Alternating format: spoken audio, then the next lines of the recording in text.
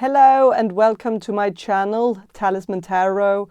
In this reading I want to ask the cards and spirit directly through channeling about whether you will meet your soulmate in 2024 or not.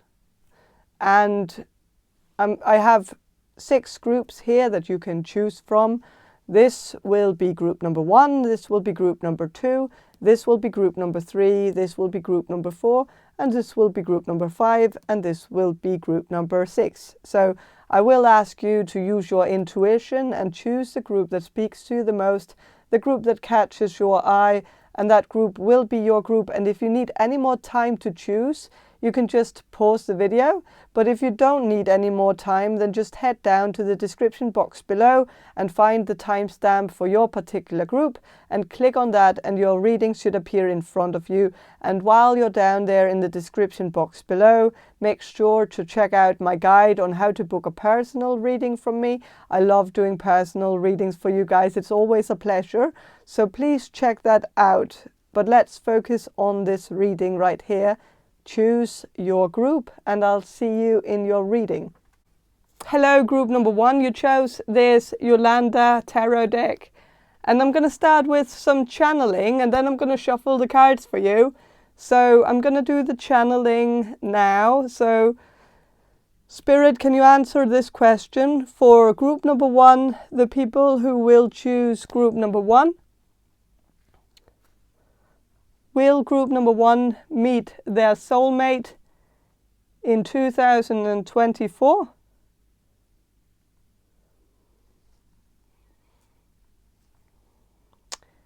Okay, so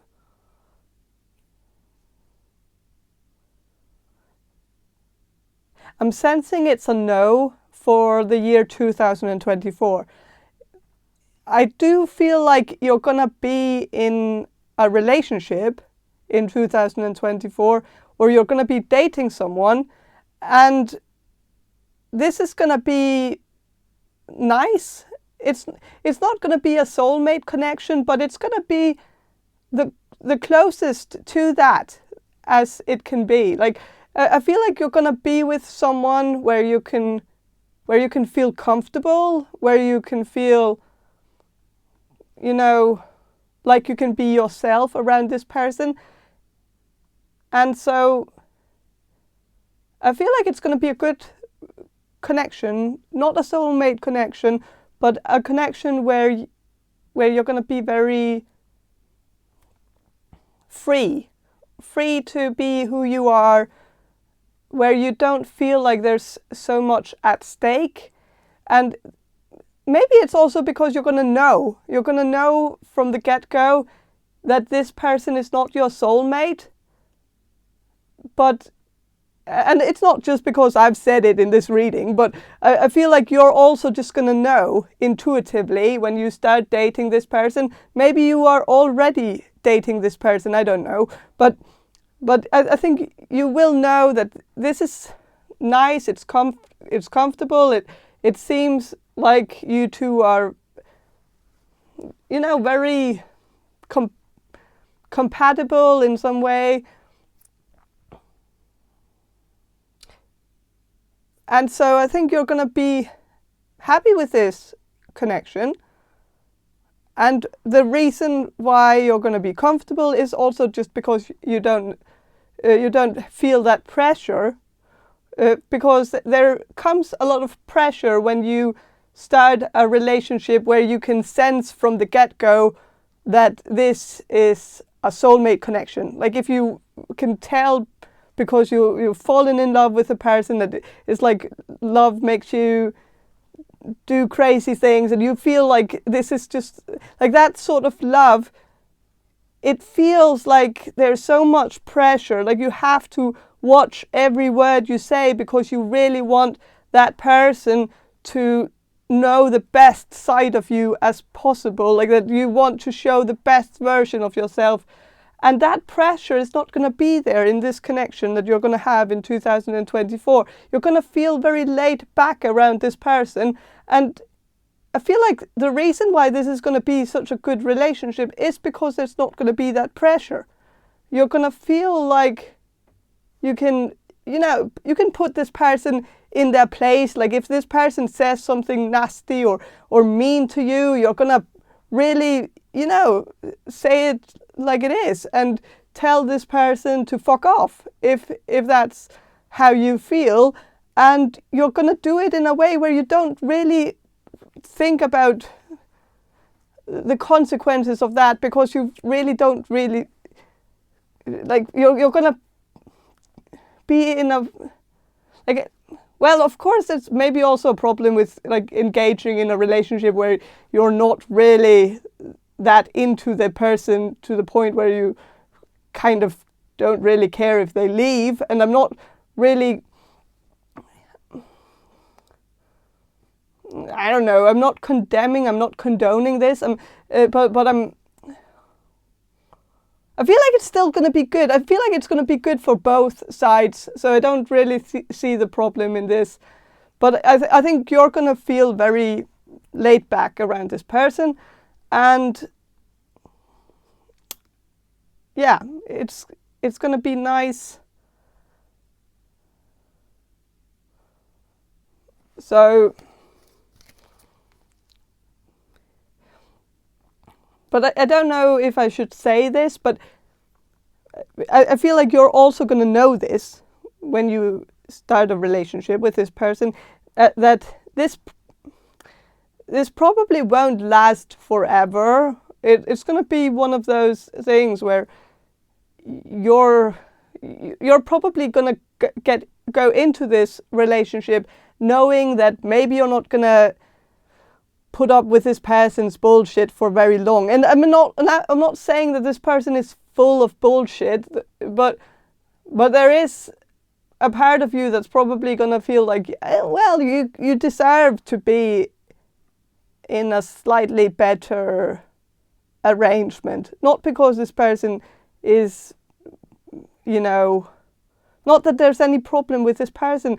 This person would be fine, and I think this person would also be a fine person to be in a long-lasting relationship with if you wanted to. But since you know that this person is not your soulmate, and since the person that you're going to be with also kind of knows that this is not the soulmate connection that they're looking for, like, I think you're just gonna, you know, have a good time for the period of time that that it's gonna last. Like, I think it's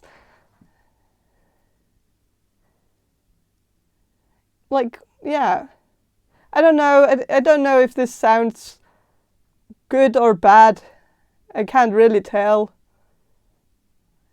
Well, it might sound a little bit bad, but there's no one like holding a gun at your head telling you that you have to be in this relationship. So you have your own free will. You can just you know,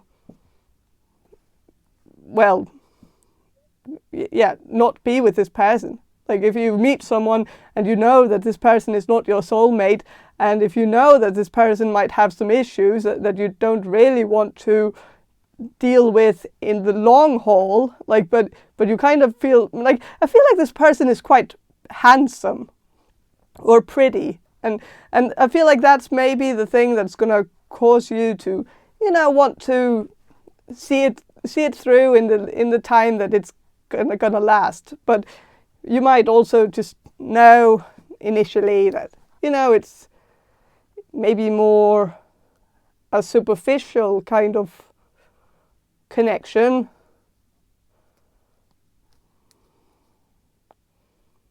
But, well, that can also be a catalyst for something else. Like, I feel like when you look back at this connection in the future, when you've probably moved on from this connection, sorry to say, but like, when you look back at it, I think you're going to look back at it and think to yourself that this was worthwhile in a way, like that you're not going to feel like it was a waste of time. I think you're going to look back at it and think that, well, it gave you something, and it was what you needed at the time, and the time is now, of course, but like in the future you're going to look back at it and think that it was what you needed. So and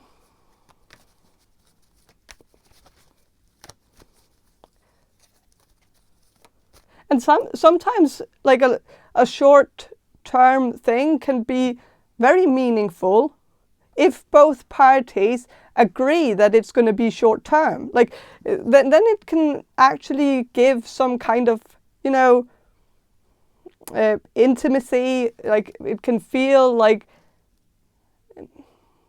well, it can somehow fill a hole, or like, you know, in a more symbolic sense. So I feel like it's gonna do that. It's gonna be exactly what you need it to be. It's not gonna be super serious, but yeah. So with the Chariot and the Magician, with the Chariot, I'm sensing that this person could be a Cancer. With the Magician, this person could have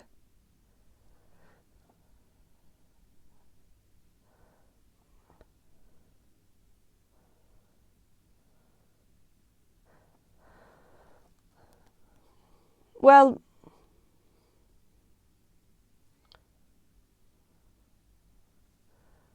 I feel like this person who's going to come into your life, if this person has not already entered your life, is going to be someone who has two sides. And this is probably the thing that is somehow going to lure you in. I think there is something quite mysterious about this person. I think this person, you know, has some baggage, and it's always kind of like, without sounding very, you know,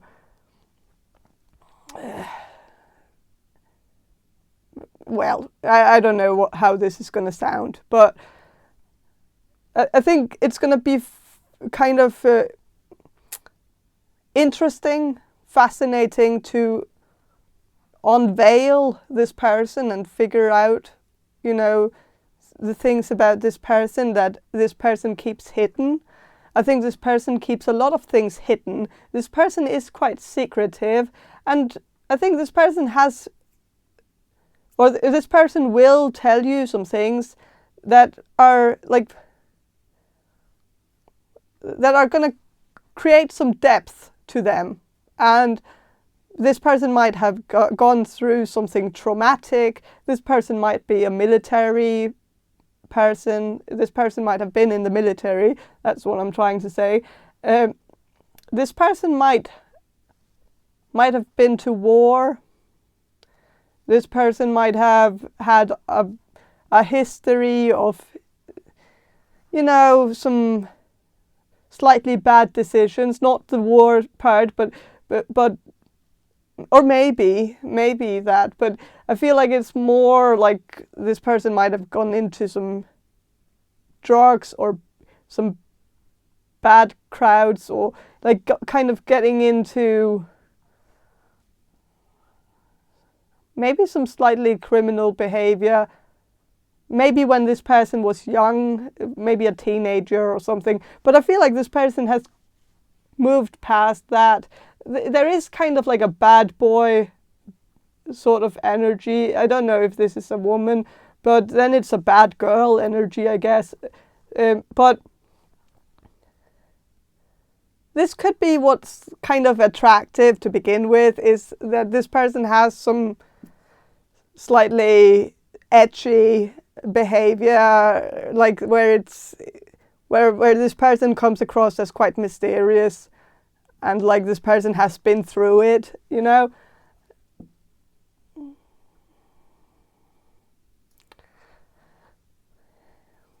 And I think it's going to be, you know, a good sort of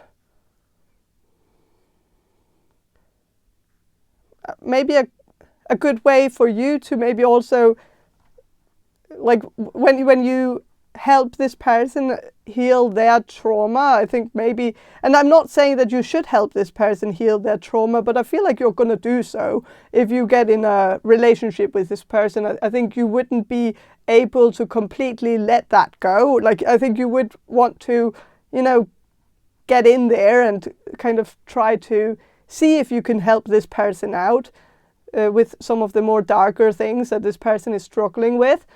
And I think while doing that, I think it might even also be a catalyst for you to deal with some of the trauma that you have from your past.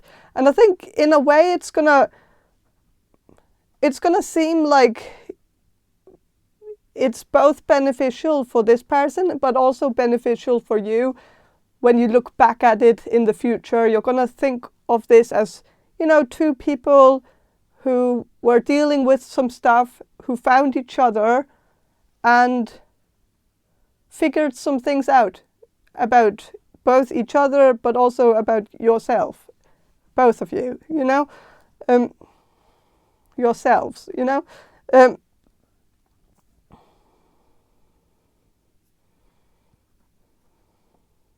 So,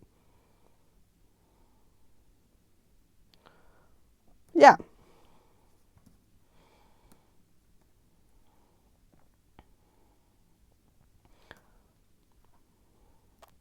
And maybe also coming to terms with some things, you know, some things from the past.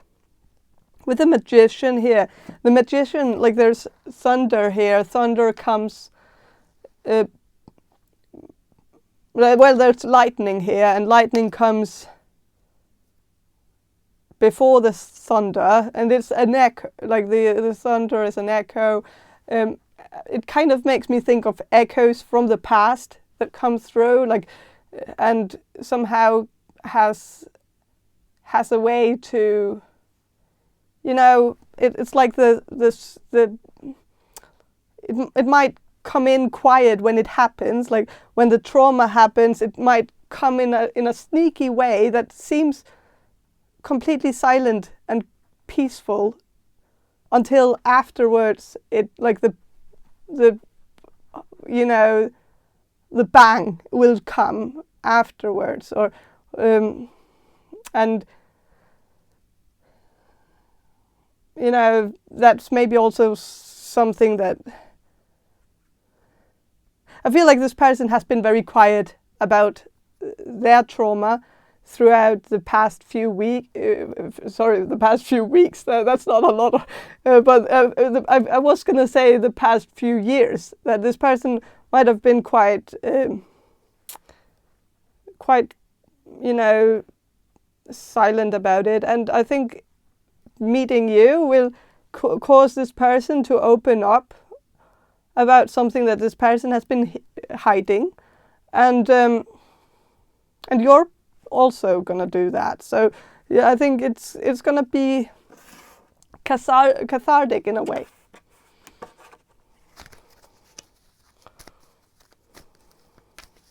I'm gonna shuffle a little bit more about this person that you're gonna be dating in 2024. Is there any more information about this person? Okay, with a Hierophant, this person could be a Taurus. So there's Cancer and Taurus energy. But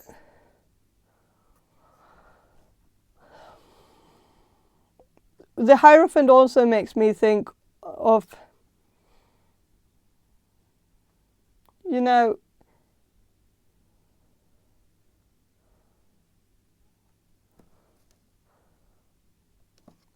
like, well, like when you look at this card here, like there's a woman and she's being pierced with a sword through her, through her privates, you know, and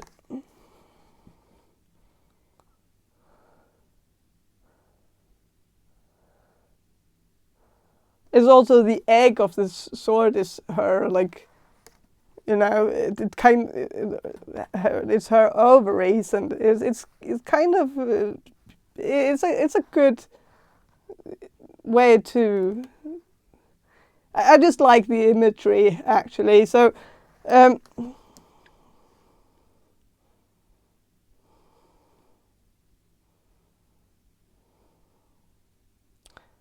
But what I'm getting at here, like I don't know, that was something different. But I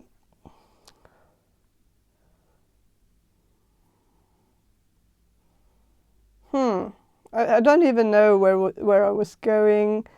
Well, I feel like this person could have had some sexual trauma, but I wouldn't go deep into it. If I was you, I wouldn't I would thread wisely. I wouldn't go there, because I think it might be something that is, you know, problematic for this person to talk about.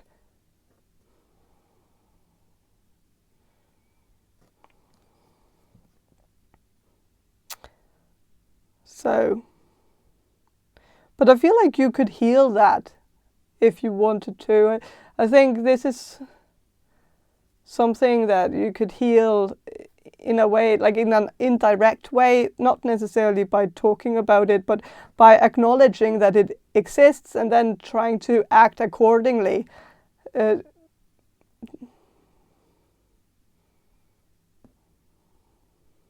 know.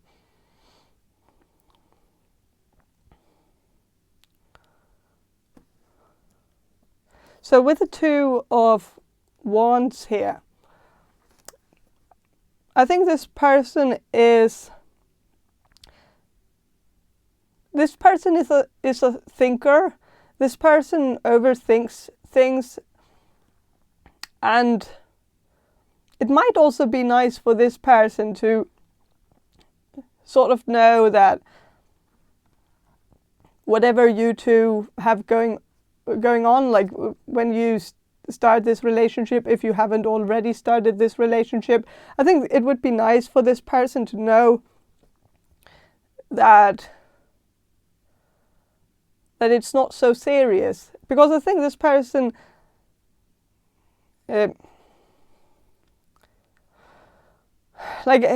think this person is a little bit complicated. I don't think this person necessarily wants to know that it's not serious at all, but I think this person would like to know that no matter what they say to you, that it wouldn't make that much of a difference. You know, if this person says something a little bit wrong, or like, you know, if this person mispronounces something, or like it might be something that this person gets really insecure about, to the point where, and possibly, like, I'm kind of sensing that this person could be a foreigner, or have one parent who's a foreigner, and I think this person doesn't like it when people correct them. Correct their grammar or pronunciation. I think this person would like it if you didn't, you know, correct them if you noticed that they said something wrong or something. And I don't know why that was coming through, but I think this person also just needs someone who doesn't make fun of them, but actually acknowledges how smart this person is. And I think it might be something, when you start a relationship with this person, you're probably going to think that it's a given, that of course this person is very smart and very intelligent, and this person probably speaks in a more complicated language than you do sometimes, and might use some words that you have that you're well, familiar with, but you probably wouldn't use it in a sentence, or like, and that's probably the foreigner in this person that kind of wants to overcompensate for the fact that they are a foreigner, so they might overcomplicate their sentences to make themselves seem like a native, you know. So maybe you're going to feel like, of course, this person is intelligent, and you're probably going to think that this person knows it because of the way they talk and the way they act. But this person is more insecure than you think, and I think this person would actually very much like it if you complimented them a little bit more. Not that you have to do it, but I think this person needs some validation that they haven't gotten from anywhere. Like, I think this person has never really been told that they are smart, or so it's, yeah. And I think this person has been made fun of because of the way they talk, or like this. So maybe don't make fun of this person, even if you get really comfortable around them. Like that might seem like an invitation to you know, to have some banter with this person, and that's, I think this person wouldn't mind if you know, teased this person a little bit. But overall, I think this person would maybe prefer it if you didn't make fun of them. So yeah.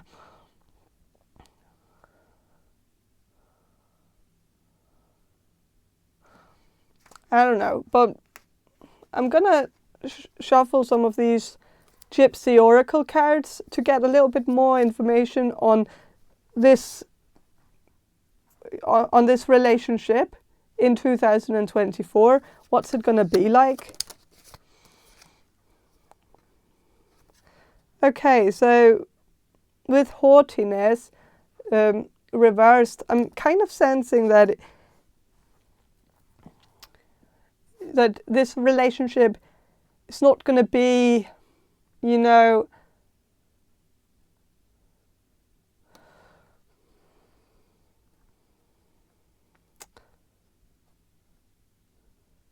it's not going to be over the top. It's not going to be extra. It's going to be a little bit underwhelming, and there might go some weeks where you don't even talk to each other, and not because I'm not dooming this relationship from the, but I feel like this is actually going to fit very well into your life and into this person's life, that this is going to seem casual, but still I think you're going to know that this person is not, you know, dating other people, and you're not dating other people. So I think you're both gonna know that you're somehow loyal to each other, but you're in a casual relationship where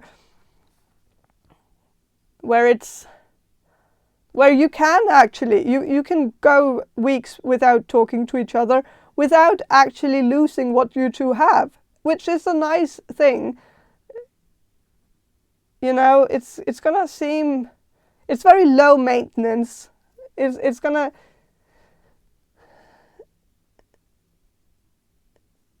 yeah.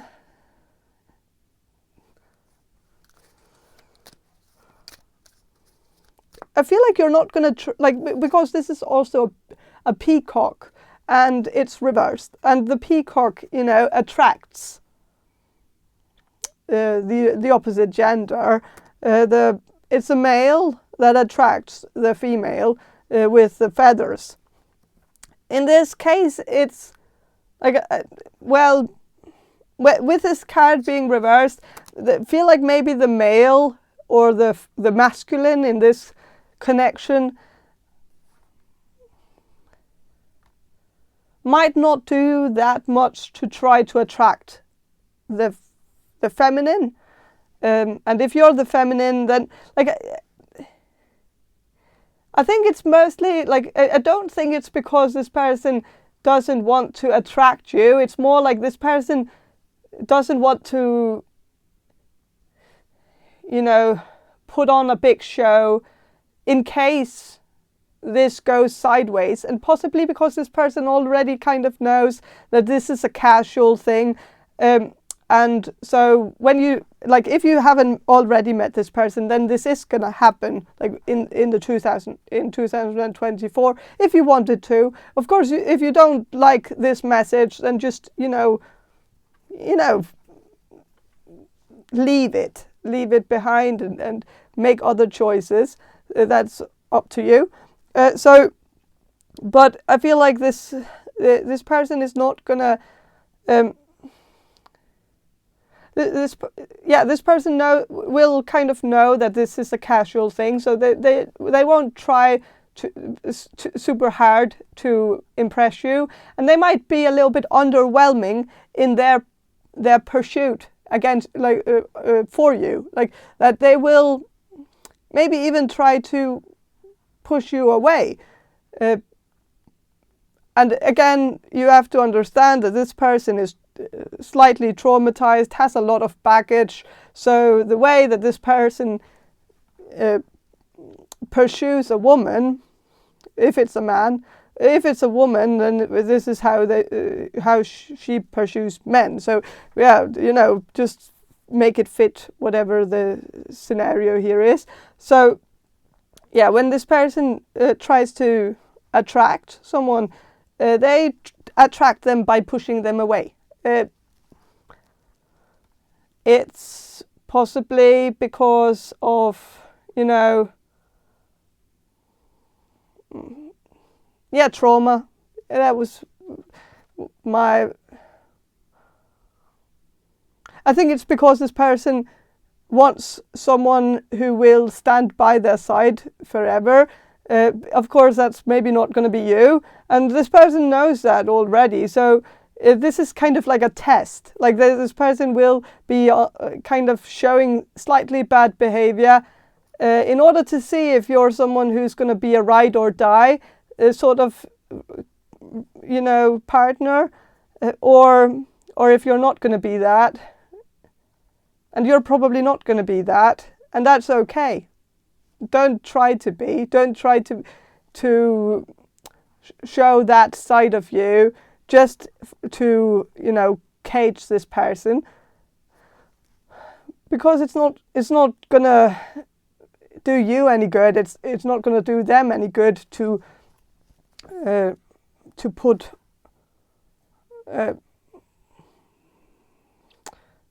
I don't know, but it's okay to show that you're maybe not the ride or die sort of person for them. So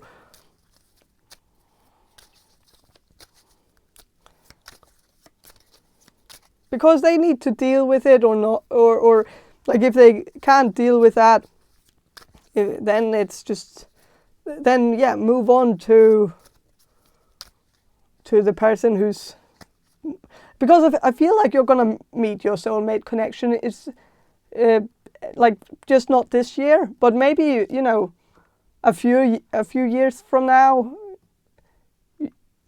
I don't think it's that far into the future.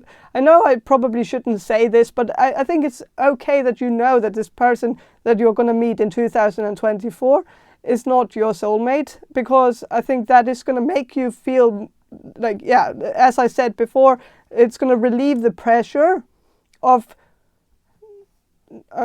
you know, having to present yourself in the best way possible. Like it's going to relieve the expectations that you have for yourself, and that you think that the person you're going to be dating has for you. And it's going to be more casual. It's going to be more comfortable. It's going to be what it's going to be, you know? And so it's all right. With the sweetheart here reversed.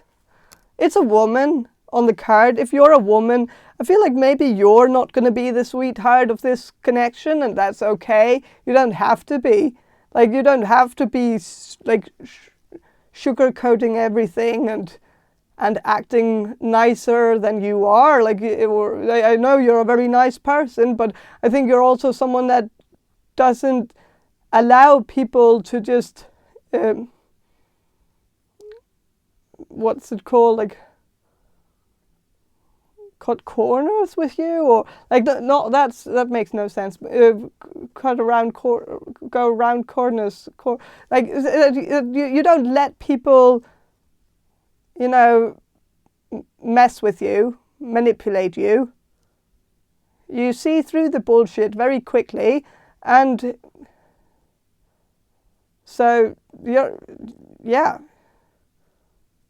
And I think that's nice. I think it actually protects you from whatever this person could do that could potentially be a little bit problematic. Because with the Magician here, I think the person that you're going to spend your time with in a romantic way in 2024 could have a little bit of a manipulative side. Or it's mostly because of trauma. It's mostly because of a bad, you know, bad childhood, dealing with a lot of stuff in their life. It might have made this person rough around the edges. It might have made this person learn some patterns that are less flattering, but they know how to, you know, get people to do certain things for them, or they know how to, you know, test people or figure people out, or like they've just learned some behavior that isn't very charming. And the good part is that you see through it right away, and this person can't, you know, manipulate you, and this person is going to know that quite early on, and so they won't be playing any mind tricks on you because they know it's just a waste of time. And in that way, like in a way, that's good, because then you get a more honest and a more true version of them, the version that is more true to the core of who they are before they learned this behavior, because the behavior is learned. It's not something they were born with. So it can easily be unlearned, but yeah, this person would have probably tried to manipulate you if you weren't the person that you are. So in that way, that is gonna protect you from getting a less charming way, like a less charming version of this person. So yeah.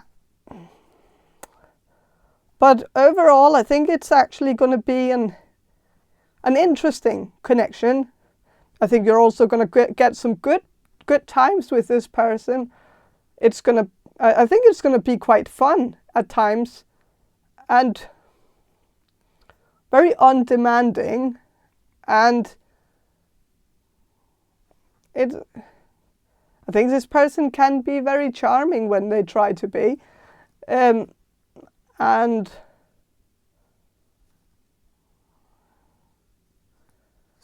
yeah, I think it's gonna be what it's gonna be. I don't know. I think it's gonna be good. I'm at least I feel like when you look at this in the future, I have said this already, but when you look at this connection in the future, you're not gonna regret this at all. You're not going to regret going into this relationship. So if you're not going to regret it, then I think you should go for it. Like, because then you're at least going to get something out of it, and that's good, you know. So,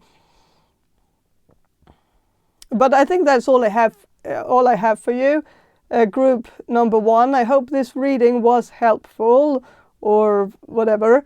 And if you want a personal reading from me, check the description box below for more information on how to get one. And if you want to subscribe to my channel, then please do. I could really use those, like, as more subscribers, like the more the more subscribers, the better. So yeah, so please subscribe, and yeah, have a great day, and bye. Hello, group number 2. You chose the Wonderland Tarot deck, and I'm going to start with some channeling, and then I'm going to shuffle the cards for you. So I'm going to do the channeling now. So Spirit, can you answer this question for group number 2, the people who will choose group number 2? Will group number 2 meet their soulmate in 2024?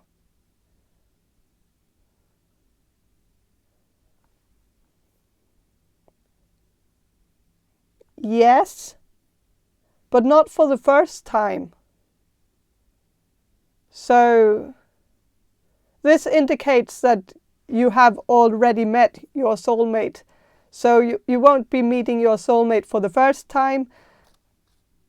So I feel like, well, some of you might have you might have a sense of who this is. You might sit with an image in your head right now of who it could be, but I feel like some of you might have 2 people in your life where maybe you are not quite certain which one it is, and that's understandable. So I feel like, well, I couldn't tell you which one it is, but I am gonna give you a description so that maybe you can see which one fits into the description the most. So yeah, I feel like, yeah, that's the answer here. You have already met your soulmate, but it doesn't seem like it's for the last time. It's not like you've met them in the past and you're never going to see them again. It seems like you're actually going to see them again in 2024. I don't know if it's going to be like a full-blown relationship in 2024. Maybe you're just going to meet up like casually. I don't know.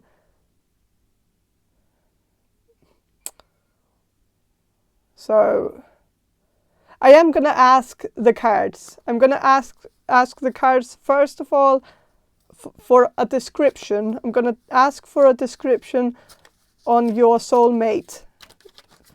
Some common denominators that will resonate with all of you in some way.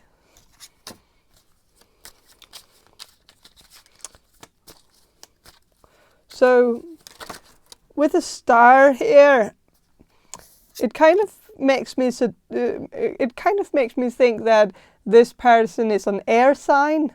So it could be an Aquarius, Libra, or Gemini.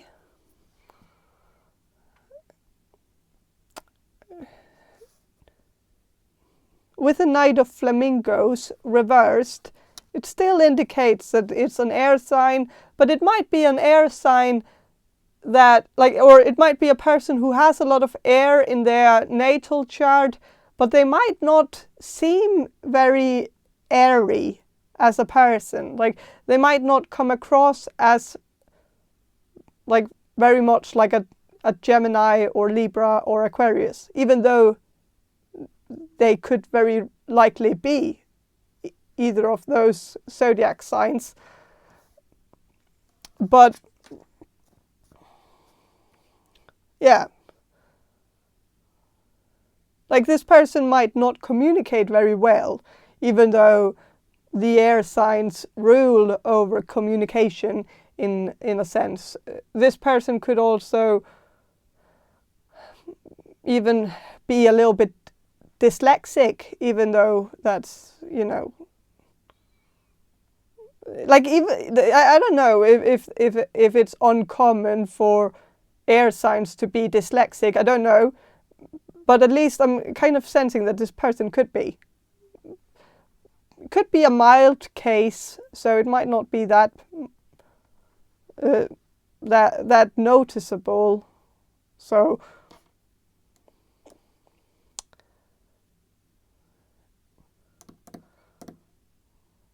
with the Two of Pentacles reversed, this person is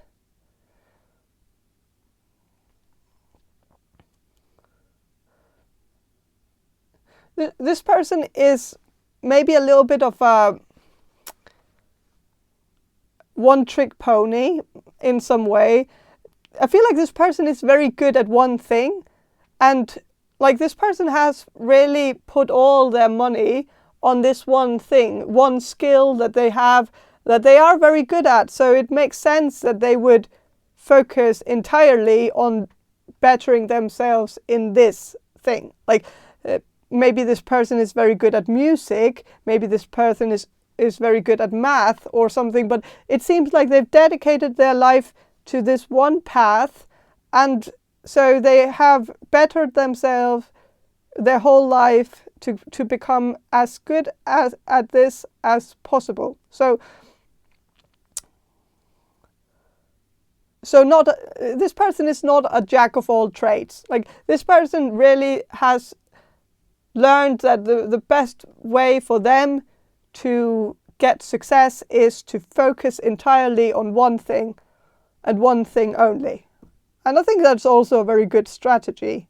So with the Seven of Wands, this is someone who has become very good to the point where they also seem to be on the top of their field. They seem to have gotten some status where they have climbed up the ladder and become quite,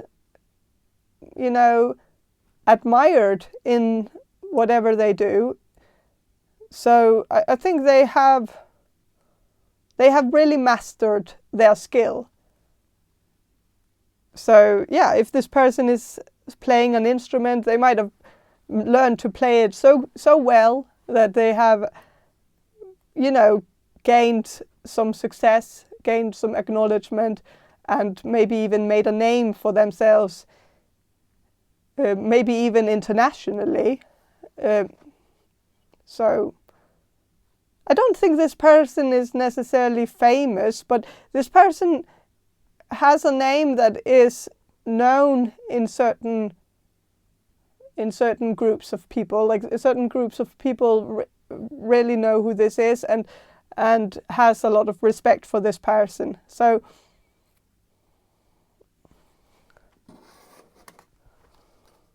and if this is not how they are right now, this could be them in the future. So if you know someone, or if one of the people that you have in mind is, a master of their skill, but might not have gained, acknowledgement from, or anything like that, then I think this person is heading in that direction. And maybe you can also tell that this person might not be a star right now, but they are swimming in that direction.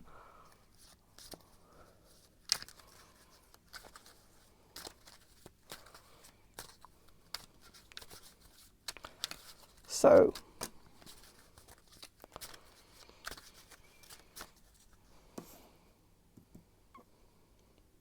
with the Eight of Pentacles reversed, this person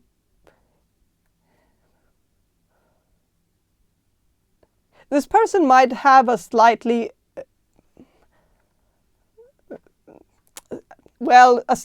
bad work ethic, or they might not be very good at, what's it called, like common labor. Like waking up early in the morning, going to work. Like that might not be something that this person is very good at. But this person could be a workaholic on their own terms.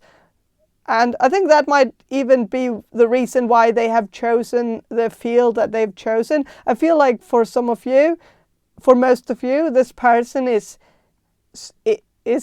working in the field of arts in some way, or maybe they are a content creator or someone who's, you know, I don't know, someone who has a platform, social platform.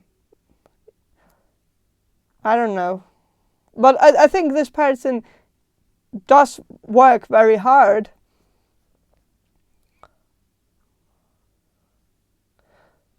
But they just work in strange hours, maybe during the night. And, well, they don't really... well, they don't have a pattern. Like, they don't have structure. They don't have a schedule. They work whenever they have the inspiration to work and whenever they feel like it. And I think they are efficient, but just not in the sense of like a 9-to-5 kind of job. Like they can't really see themselves in that sort of occupation.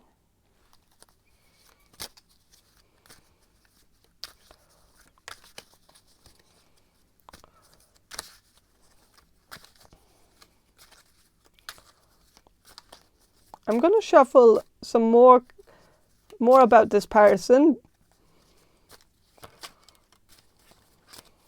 About this person's personality, or like, okay, so with the 8 of Wands reversed, this is someone who is a slow mover when it comes to messaging people or like, well, this person might not be very good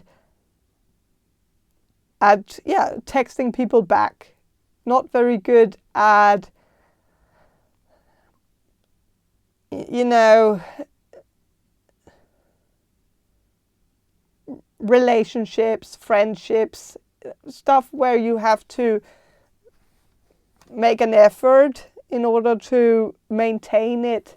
I think this person likes to do the things that maintain themselves. And I think that is also something they rely on a lot on with their work. Like they know that if they put a lot of work into something, then they can just, you know, publish that and then it's out of their hands.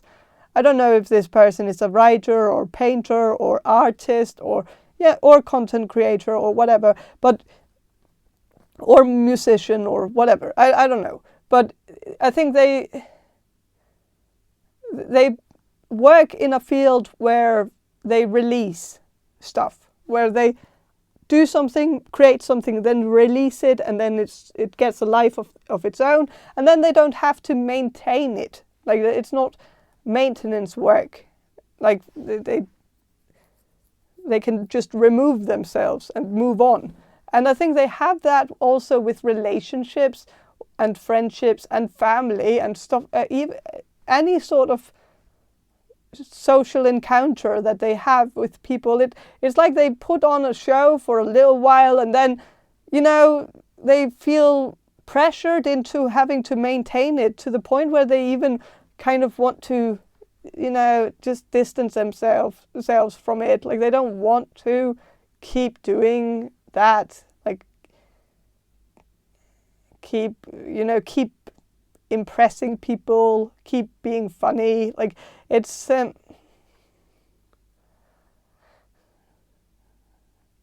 don't know. And that's where this person is a little bit of a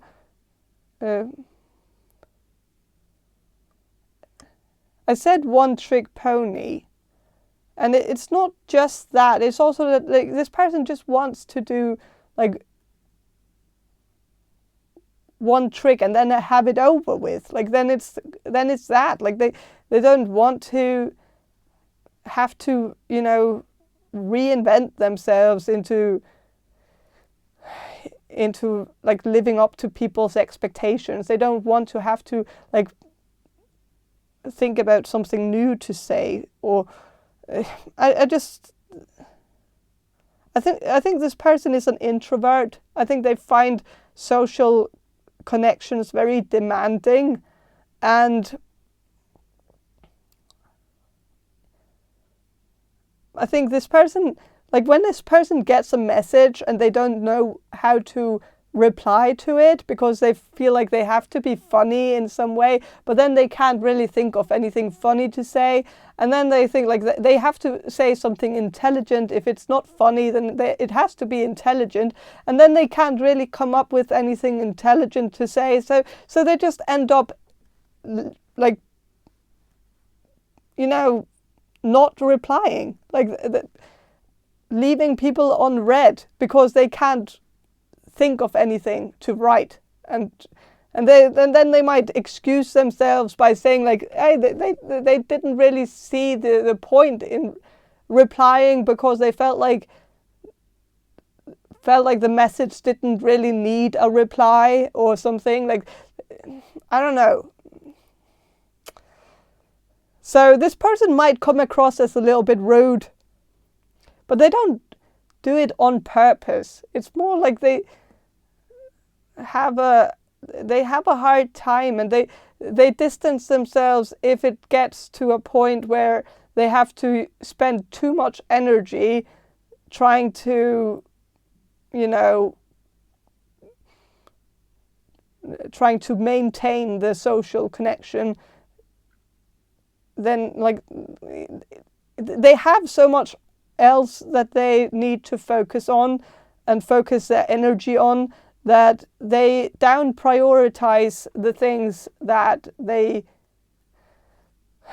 that isn't work, you know, like that isn't something that's gonna make them famous or successful, or, you know, then like I don't know what it is, but yeah. So if you know someone who's very bad at writing people back, and maybe might even have left you unread sometimes, then, well, I'm sorry to say this, but this is your soulmate. Like, yeah, fun times.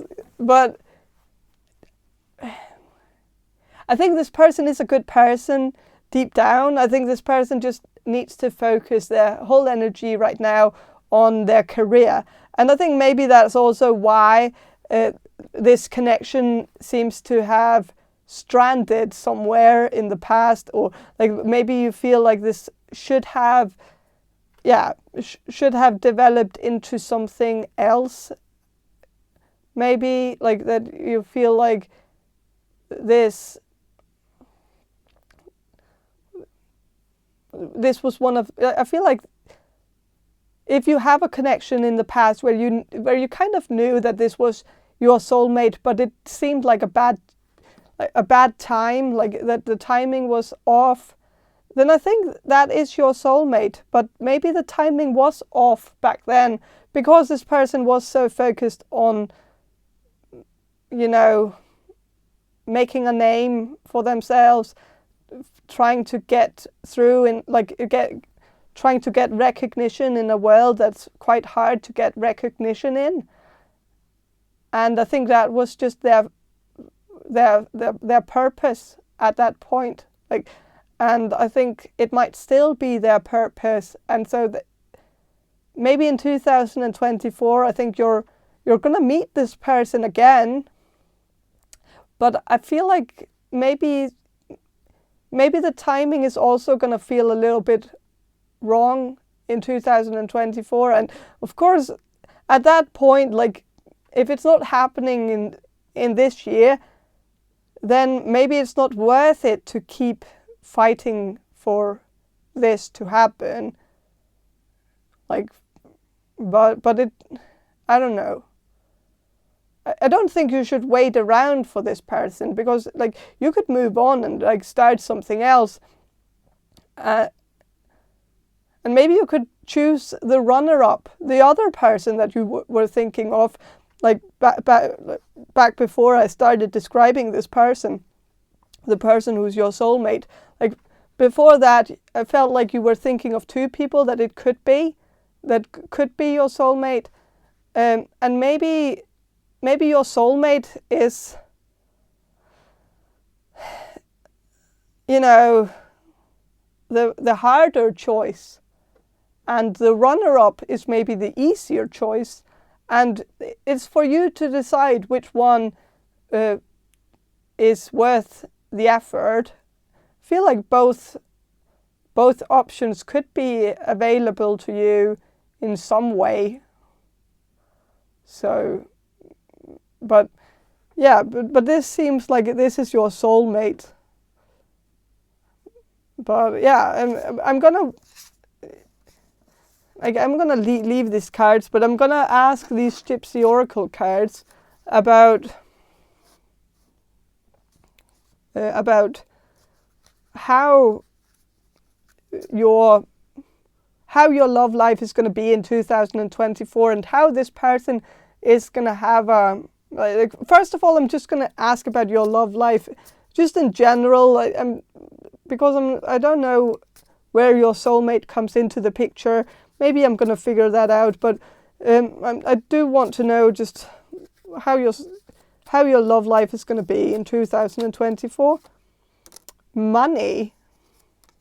So maybe you're going to focus on your career also, and so maybe at one point where you have built your career and they have built their career, you can meet up and kind of, you know, multiply what you already have, which could maybe be good enough. Like it could be a good thing to maybe wait until you both are at a point where you have the success that you've been, you know, thriving for, and where this connection doesn't get in the way of any of your dreams.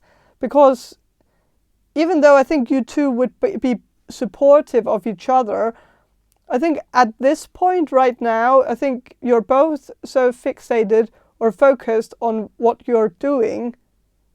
I feel like you're focusing on gaining success too. So I think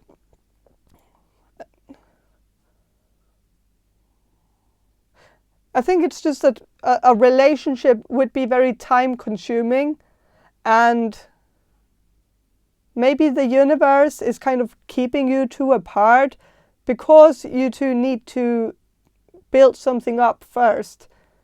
Because meeting up and spending all your time with each other, not working on your projects, then it could slow the process down. So I don't know. I'm gonna shuffle a little bit more about your love life in 2024. Joyfulness reversed. So, well, your love life might not be extremely joyful in 2024, maybe because you're going to focus on your career. And so maybe your career will be quite joyful, but it might take away from the possibility of you starting like a relationship. So if you're already in a relationship, then I guess things are, I don't know. I feel like most of you are not in a relationship right now. But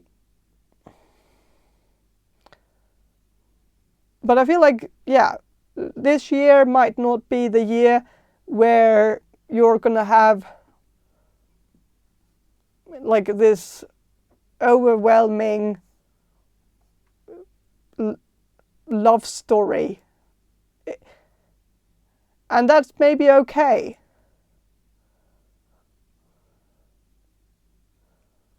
because love stories are, yeah, they are a distraction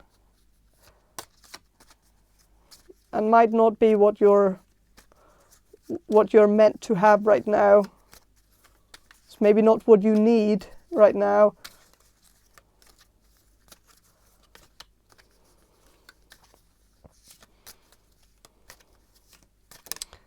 So,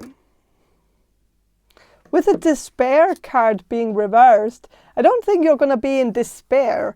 Like, it's not going to be like,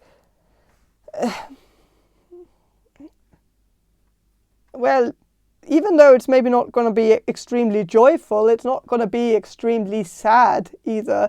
It's going to be quite neutral, I think. So, I'm going to shuffle, well, some of these archetype cards. It's going to be a little bit weird because what I'm asking is, like, how does your soulmate come into play in 2024? What kind of entrance does this person have?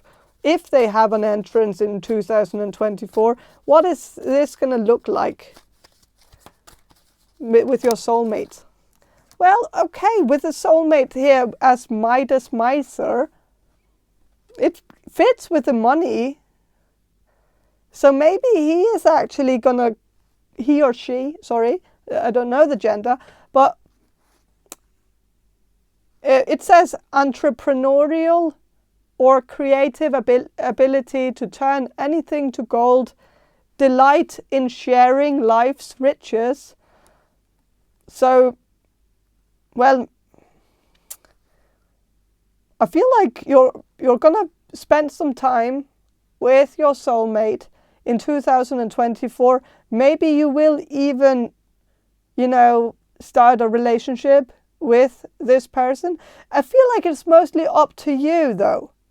And I think that's also what this card is saying in a dual kind of message, is that I think you also have the ability to turn anything to gold. I feel like you have something to say in this, especially now, like if you know who this is, if you know who your soulmate is,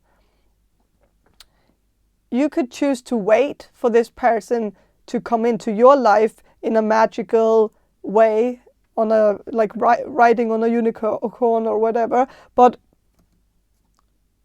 you could also take matters into your own hands and contact this person. They might not reply right away, and of course, like, maybe your initial reaction to that would be to just block them. If you send them a nice message and they leave you unread, I think it would be like a very natural reaction to just want to unfriend them or like just not have anything to do with them anymore. But if you hang in there and remember that this is maybe just their personality, then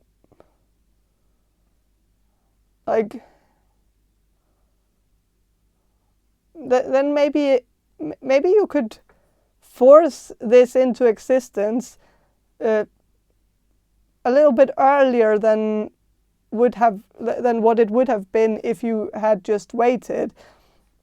So, and I think this person is very entrepreneurial. This person is very creative, and this person has a very bright future ahead of them. And so I think betting on this horse is a very good investment. So if you could just, hang in there, accept the fact that this person might have some quirks that are a little bit annoying, but all brilliant people do have that. Like I guess that's the name of the game. Like there's like a thin line between a madman and a genius, and I think that is maybe the case here. Like that, I'm not saying that this person is a madman, but I don't know. There could be some Donald Draper in this person. Like I guess in a madman in that sense, maybe. This person could be an advertisement. I don't know. But I think this person, this person is, an interesting person. I think if you contacted them, this could come into fruition earlier than expected, and it could happen in 2024. That you actually initiate some relationship with this person. It might get more serious maybe in 2025, but it really is up to you whether it's going to happen in 2024 or 2025, because I think you have some say in this, maybe even the last say in this. I think this person, even though they come across as maybe the more dominant type, maybe because this person has a job that they have, but I think this person is very easy to convince, like, and maybe also easy to persuade in a way. So, I don't know. But I think that's all I have for you. I hope this reading was helpful, and have a great day. And if you want a personal reading from me, check the description box below for more information on how to get one. And if you want to subscribe to my channel, then please do. And bye. Hello, group number 3. You chose the Grunge Tarot. And I'm going to start with some channeling, and then I'm going to shuffle the cards for you. So I'm going to do the channeling now. So, Spirit, can you answer this question for group number 3, the people who will choose group number 3? Will group number 3 meet their soulmate in 2024? Yes. Okay, it's a yes. So I'm definitely sensing you're gonna meet your soulmate. And I feel like this person could be Scottish or Irish or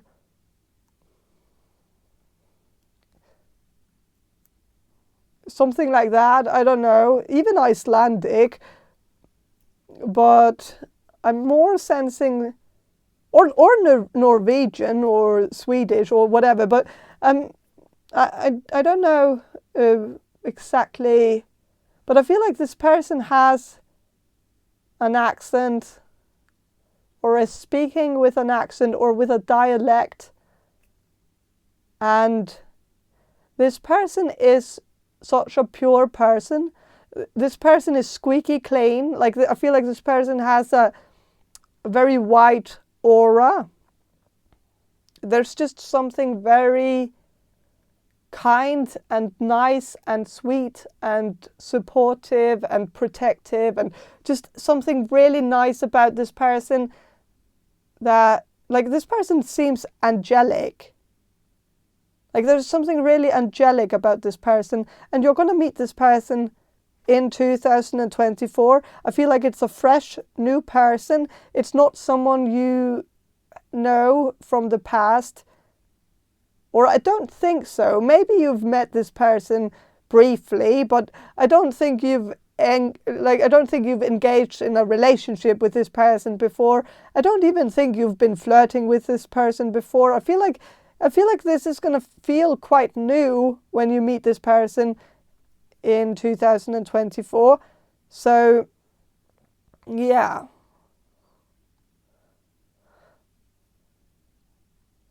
This person this person has just a very good heart, and I feel like this person is the type of person who would defend your honor. This person would protect you. Like if you told this person that someone was stalking you or something like that, this person would hunt that person down and beat them up. I know that doesn't sound very squeaky clean, but they wouldn't be doing this out of impulse, and they wouldn't be doing this out of reckless violence. They would do it to protect you. They would do it for your sake if it made them stop. Like if they could make sure that you're out of danger, they would go to kind of extreme measures into ensuring your protection, your safety. And this person is very unselfish, so this person would do whatever it takes to help the people around them. If that means that the consequences could end up being something that could, like if the consequences will land on their side, like if they would sit down like afterwards and have to deal with the fact that maybe someone would press charges against them, like if for instance they end up beating someone up for stalking you, like they would take that and accept that that's the consequences of their actions. And that's the unselfishness, because like usually if you date someone like a less pure person, like I know it doesn't have anything to do with purity, but I feel like there's a lot of people out there who wouldn't go to those extremes, who would be thinking about themselves first and think that it doesn't seem like it's their problem. Like if someone is stalking you, then that's your problem. And like even if you're in a relationship with someone for 10, 20 years or something like that, you could end up with someone who is such a wuss that they wouldn't, dare to, do anything like that. They wouldn't even make a phone call with the person stalking you just to scare them away or something. Like they would just, let it happen and let you do whatever you decide to do. And I think, but this person is different. This person would take matters into their own hands. And they would possibly also take the law in their own hands. And this is someone who, like, this is not an outlaw. This is someone who, like this is not someone who has ever been in trouble with the police. But it's someone who's very protective, and someone who would also defend your honor if someone crossed you while this person is like a witness to that. They would definitely react and make sure that like that or like also to signalize to you that that you mean something to them, that I don't know.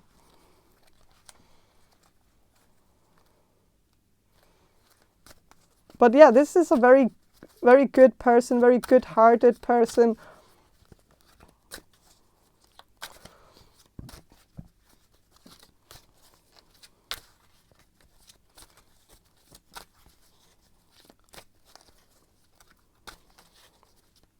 And don't get caught up about the accent thing. I don't know if that resonates with all of you, but I do feel like this person talks in a maybe different way than you do.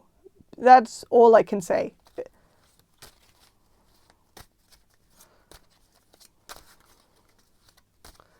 Could have some rolling of the R's.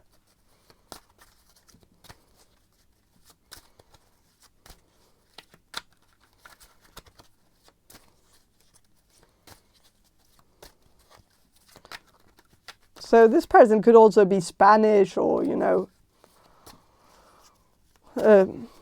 anywhere where they roll their R's, which are a lot of countries, you know, so a lot of countries do that. So yeah,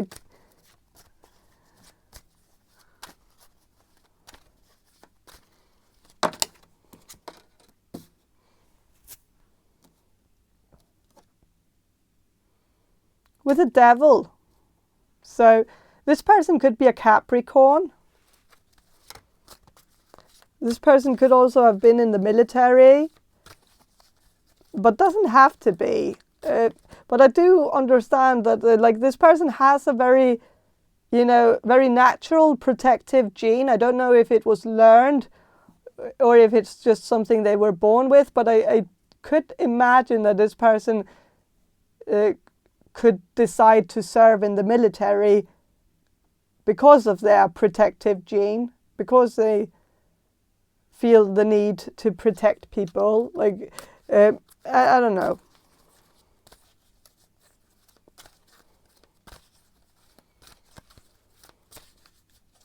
Could also have a job where they protect people.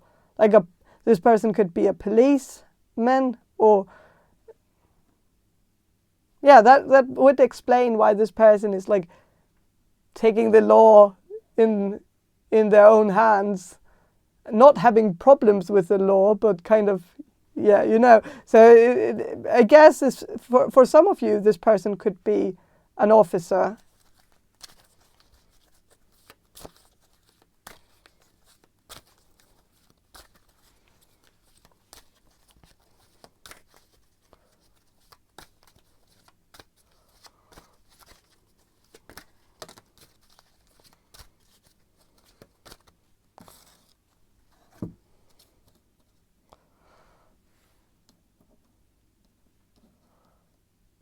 With the Nine of Swords, this is someone who might have, like, this person might have had some struggles in the past, but who hasn't, you know? So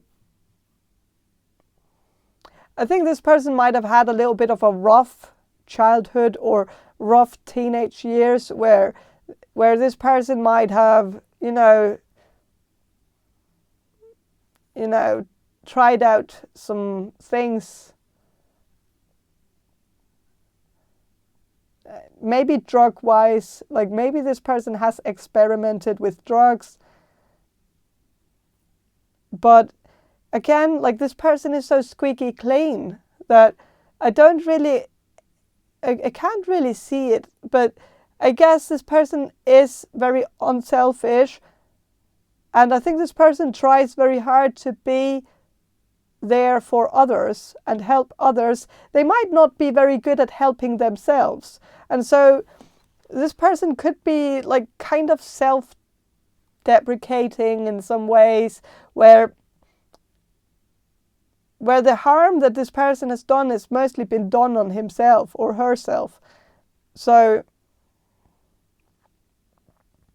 and I think this person has some aggression, but it seems like this person internalizes that aggression against themselves instead of you know,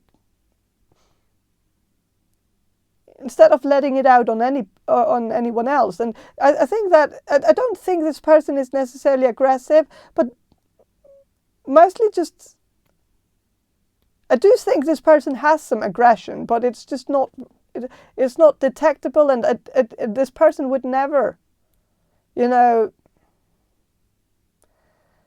this person wouldn't seek out trouble just to get their aggression out, or like they, well, they might, like, I think that's maybe, I don't know, could be why this person served in the military. Like it could be, you know, due to like a childhood where this person has internalized a lot of aggression because like externalizing it didn't really make sense and wasn't really something they could do. Maybe because this person had a violent father or something, and so this person, you know, had to internalize that that aggression, didn't really have an outlet for it, and maybe decided to go into the military so that this person had an outlet to get some of the aggression out. I don't know, but this person also seems to have a very protective gene, and that could be because this person has a very, very good mother, like a mother that was very good to them. Like, I feel like this is a man, so I feel like he had a mother who was very, very comforting every time the father was, you know, aggressive and violent. And I think that contrast might have caused this person to, you know, have both the very protective gene against where the protective gene mostly gets channeled into women, or they use women to protect, and then like they kind of have more of a vendetta against other men, you know. I don't know. I'm getting too specific with this, so I don't know.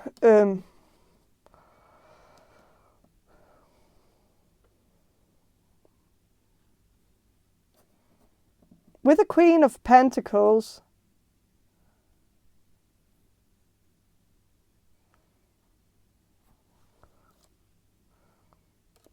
well,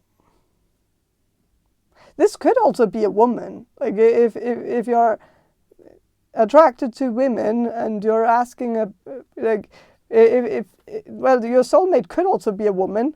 If you see that as like a realistic possibility. Like, if you're a woman and you're if you're attracted to other women, then I think it all fits anyways. Like, then it's just that this woman has more of a protective gene towards other women, and then like has a vendetta against men, and that would also make sense. So, and the childhood thing could still work, you know.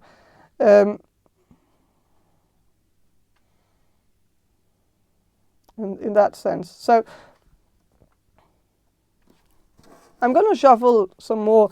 If this is a woman, it could be a Virgo, Taurus, or Capricorn, like an earth sign, because this is Queen of Pentacles. But I am sensing that for the majority of you, this is a man. But yeah. Oh. So 8 of Cups fell to the floor, and so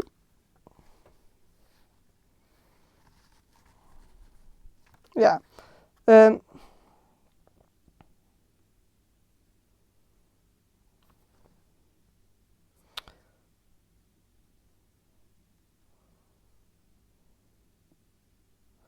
I'm sensing that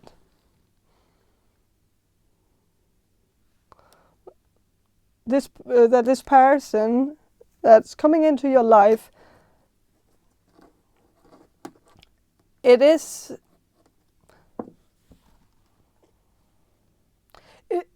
someone where, because this fell to the floor, and I read that position, the floor position, I read that as something that you're possibly going to have to let go of when you meet this person, in order for this person to enter your life in the way that this person is supposed to. I think when you initially meet this person, you're gonna possibly want to walk away. That but you're gonna have to stop yourself from having that impulse. Like, maybe it's something that is a pattern in your life, that every time you found something nice, something comforting, you might have chosen to walk away. Maybe because you felt like it wasn't something you deserved, or maybe you felt like you deserved it, but you didn't really feel like it was the time for it, or like maybe it just seemed,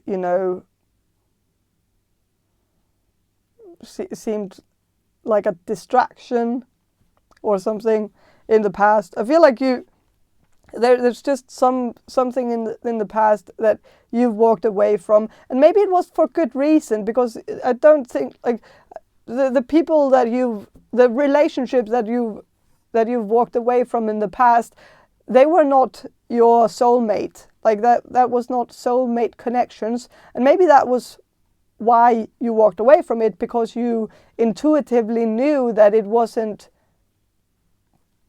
the right thing for you to pursue. But I think you've also just chosen to walk away from people, maybe because they were a little bit boring, or because they seemed too nice, like they seemed to have too many feelings for you, and maybe it felt demanding in a way where you felt like it was awkward that you couldn't show that these people or this person the same enthusiasm as they were showing you, and you were maybe afraid that you were going to hurt their feelings by leading them on if you didn't initially feel the same for them, and or something like that. I don't know. But I feel like in this case, you're maybe going to feel the same way at first. When you meet this person in 2024, I think you're going to feel a little bit awkward. You're going to feel like this person is very infatuated by you. Like seems to be very interested in you, and might even flatter you and compliment you, and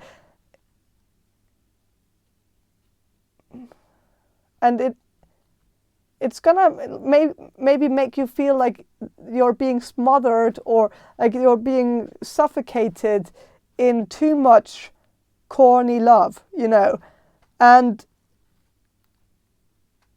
I get that, but I think that's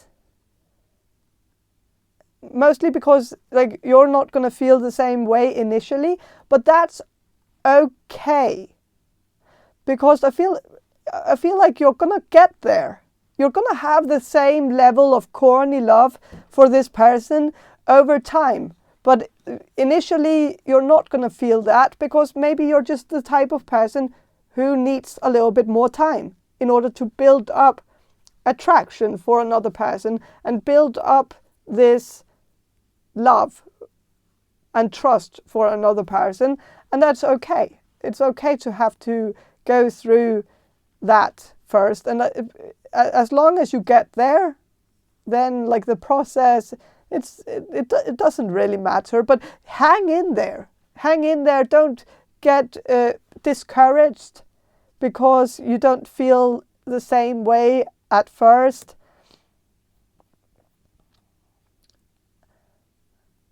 Like, and don't have this feeling that this person is just going to keep suffocating you over time, like that it's just going to escalate, because that's not how it works. Because the people like this person, they're going to suffocate you with love at first, and then it's like the curve is going to be broken a little bit, and then they're going to suffocate you a little bit less, and you're maybe down here where you're showing very little affection at first and maybe feeling a little bit awkward about it, but then you're gonna like start increasing that over time, and at like 4 months into the relationship, you might end up at the same level, like where you've increased it and they've decreased it, and then you're gonna find each other, and then it's gonna stop being awkward, and it's not like it's gonna keep going downwards for them and keep going upwards for you.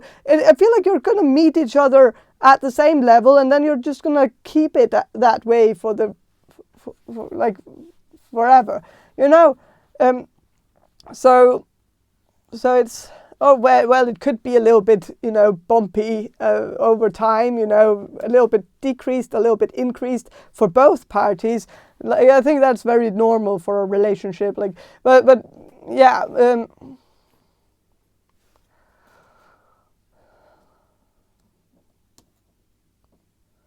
But I think it's like, yeah, hang in there, give this person a fair chance, and don't be too, you know, scared off because of this person's purity, or like that you feel like this person is super honest and super like, you know, truthful, and you know, maybe this person is gonna fall in love with the fact that you're a little bit you know, mysterious, and that you're holding back on some of your emotions, and holding back on some of your affection, and maybe it's even going to turn them on a little bit that you're not showing that much interest in the beginning, like that. So don't change that, and don't feel awkward about it, and hang in there.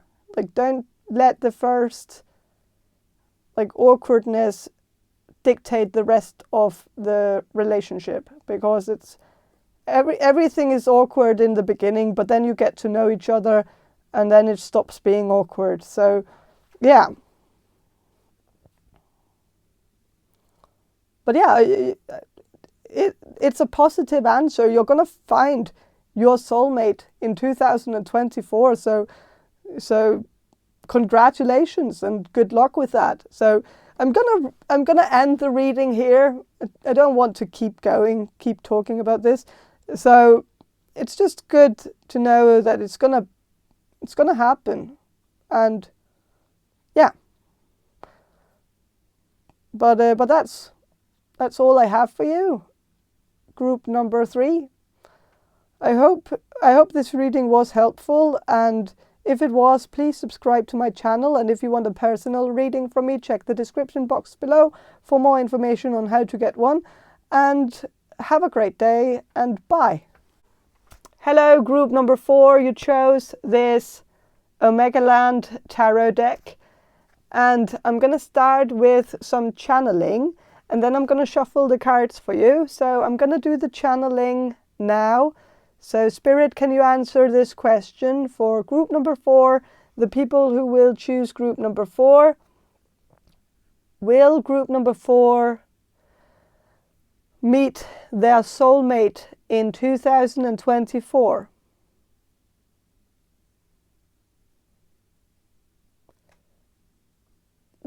Okay, the answer is maybe, and I'm sensing that it's because it's up to you. It's up to you to decide whether you're ready for love, whether you want to find someone, because of course you will have to, you know, take initiative in order to make this happen. I don't think your soulmate is going to be knocking at your door like out of the blue. I think if you want to meet your soulmate, you need to look for him or her. And so it all depends on whether you're ready to look, because I think your soulmate is out there to be found in 2024 if you are ready to look for this person. And by looking, I mean actually pursuing love in a dating way, like going out clubbing, going to bars, and maybe even choose like the final resort, which should actually be your first resort. But I feel like most of you are maybe not that keen on online dating. And I understand that completely, because I've had horrible experiences with online dating and it hasn't worked for me so far. So I do understand if some of you don't believe that online dating works, that maybe you feel like it's just a setup for disaster, and I get that. But I feel like this could actually be where you're gonna find your soulmate, through online dating. And I think it's mostly because this person is an introvert. I think this person has tried the whole thing with trying to meet people in bars or going out clubbing or stuff like that. This person has tried that and it just didn't work out for them, mostly. And this is actually a funny story. So it seems like this person, or I don't know if this is specific for some of you, but this person that is going to be your soulmate, this person who is your soulmate right now, that you're going to meet in the future, possibly in 2024, if you look for him or her. This person, this person has tried to pick up women or men in bars, but as soon as they get the courage to ask someone out, they're too drunk. Like, they drink in order to get courage to talk to women or men, like talk to the opposite gender or the same gender, if that's your thing, I don't know. But like, this person really, really tries to build up courage just to pass out right at the finish line, like right when it matters. And I think that is something that has happened more than once in the past. And this person is just tired of it, tired of, trying to pick up like a partner in the nightlife, in the bar or the club or whatever. It just doesn't work out for this person. So I think this person has been advised, possibly by a family member or a friend, that maybe dating would be a better solution, like dating online would be a better solution. And I think this person might actually, for once, like for the first time in this person's life, this person has made a profile on a dating app or a dating website. So you're going to meet someone who hasn't been chronically on Tinder for the past 10 years. Like, you're not going to find someone like that. This is going to be someone who's going to be on Tinder for the first time, and then this person is going to meet you if you go on Tinder. And I'm not saying it has to be Tinder, even though that's sort of the first thing that popped in my mind while I was channeling was Tinder. So I don't know if that would be a good place to start a profile. I think it would. So, but yeah, I think if you're ready to kind of, let your past experiences behind, maybe you have had bad experiences, like I have, with Tinder or with a dating app. Try to leave it behind. Don't think that the past is going to dictate the future. You could easily have a good experience. And many people do. I know people who met the love of their life on Tinder and got married and have children today.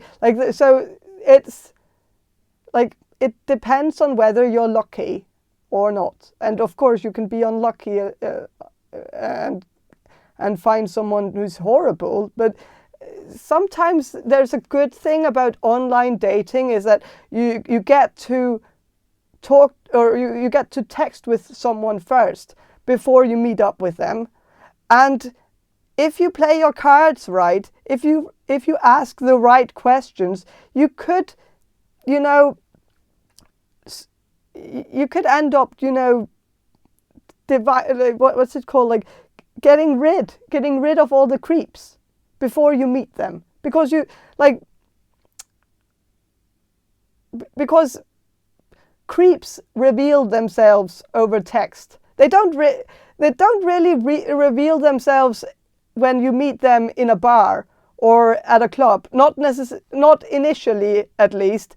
Like, you might first realize that they are a creep when you're kind of, you know, making out with them or something, you know, and then it's too late, or it seems a little bit like, then you regret it, but there is like a little bit of a protective shield when you start with the online dating, because you can be your own protective shield. You can ask the right questions and figure out if someone is a creep before you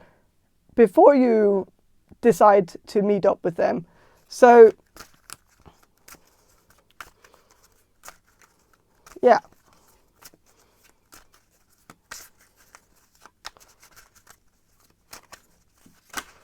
But I'm going to shuffle a little bit about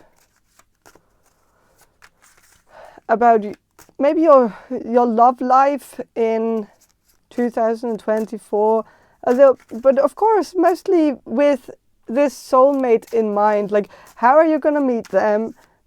What's it going to be like, you know, to meet them?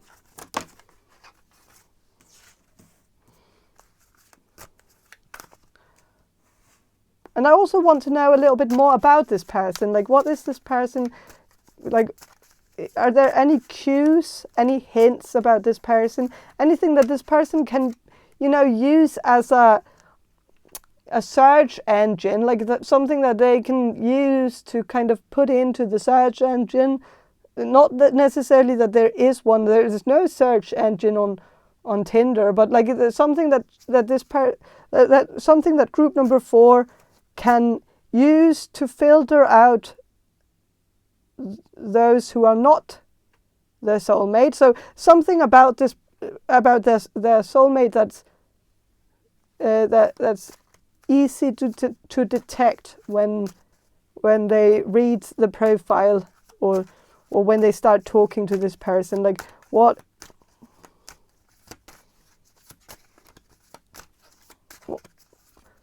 does group number 4 need to know about this person who is their soulmate?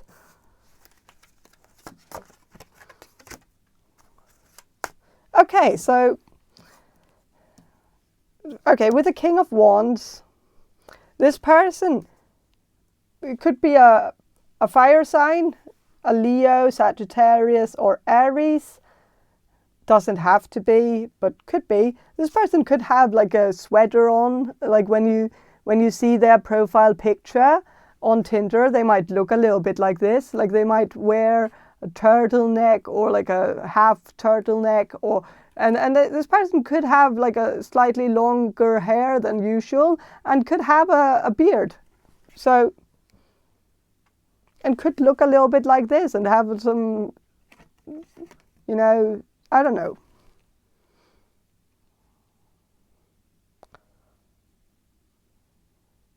Could also be a hunter, but I don't think this person would necessarily identify only as a hunter. I think it could be something that this person has on their profile, like a hobby, something they do for fun or something. There's also a mountain in the background. This person could be a hiker or someone who likes to hike. This person could also be quite fond of the farm life, or some more simple living. could be a little bit of a hippie.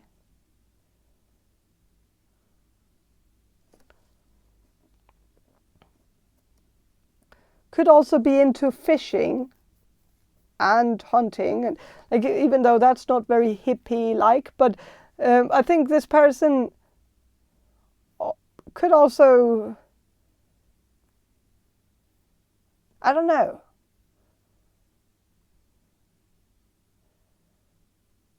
Could be into like survival stuff, like surviving in the woods, you know. Not that this person does that a lot, like go out in the woods and try to survive. I don't, but you know, people who like to go out with a tent and like make a fire out in the woods. People who like to, you know, camp out in the woods.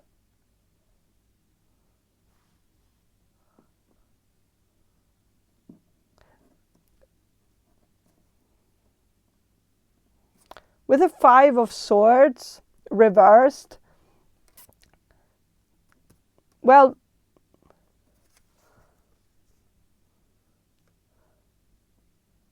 this is someone who's very humble. Someone who is quite successful but doesn't have the need, doesn't feel the need to brag about it. Like, you know, and that's very detectable on online dating. You can easily tell who is trying to, you know, brag about themselves, talk themselves up, and make themselves look better than they actually are. It's very detectable by what they write about themselves. But then there are some people who might, you know, write something very humble, like that they like to go for walks or something, and they might keep it slightly hidden what they actually do for a living. And then when you get to, like, when you start writing with them, like texting them, they might, you know, reveal to you that they actually have like a very, very well-paying job. But it might not be something they brag about. Like, they don't feel.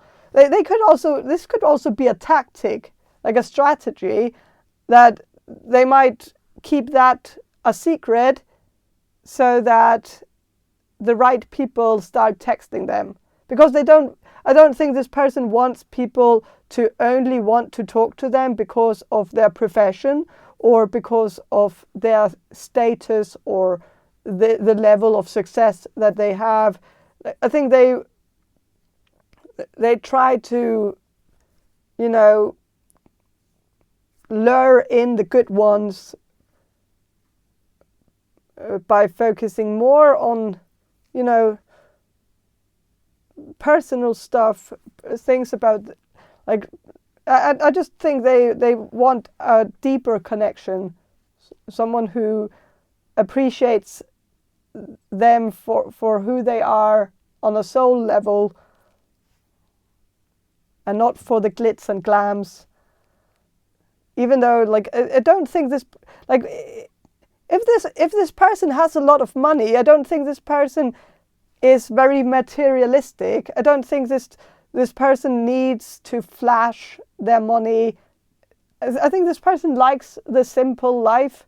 So, like, if this person is a doctor, I think this person chose to be a doctor for very noble reasons. Like, they just want to help people and make a difference in the world. They didn't do it because of the paycheck. They did it for respectable reasons. And I think that's also a nice thing. So, with the 7 of Cups, well, this was more like how you're going to meet.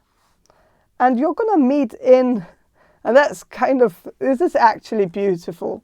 Like, this is a beautiful portrayal of what online dating is. Like, it's a woman with a flashlight, kind of getting some, you know, someone else into like this cave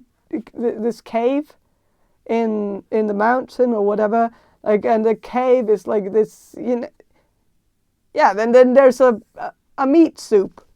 It's a meat soup. It's a man meat soup. Like there's a lot of humans here. They are like lying around in some acid, and it's and yeah, and it is what it is. Like Tinder is a bit of a meat soup. It is a place where, you know, where people also come to marinate in their own, you know, their own ego juices, where they feel like, I don't even know, but it is.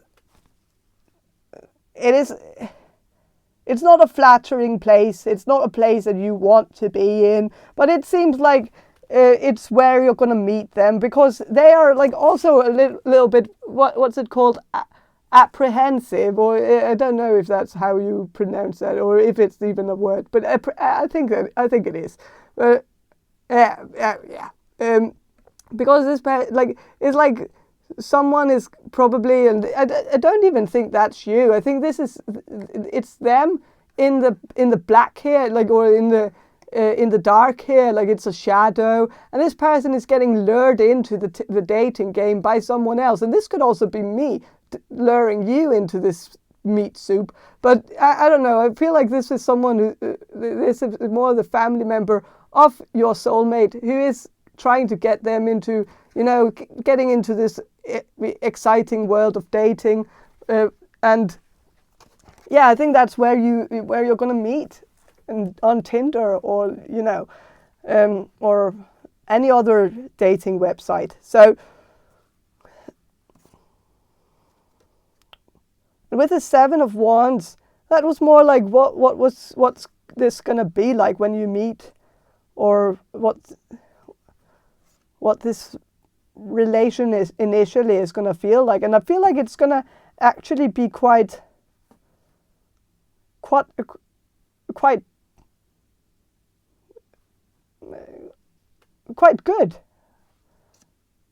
Initially it might be a little bit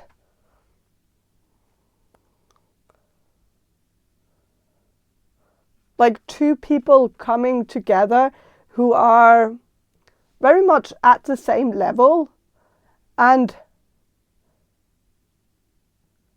I think this person is very smart, and I think you're very smart, and at first you might kind of compete with each other a little bit at saying the smartest things, and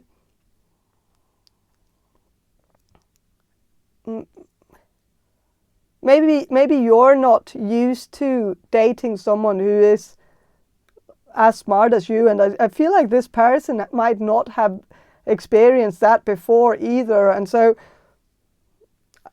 well, at first it will be a little bit of a competition, slightly, and I think that's it's gonna be more friendly. It's not gonna be a problematic competition. It's more like you're both gonna try to,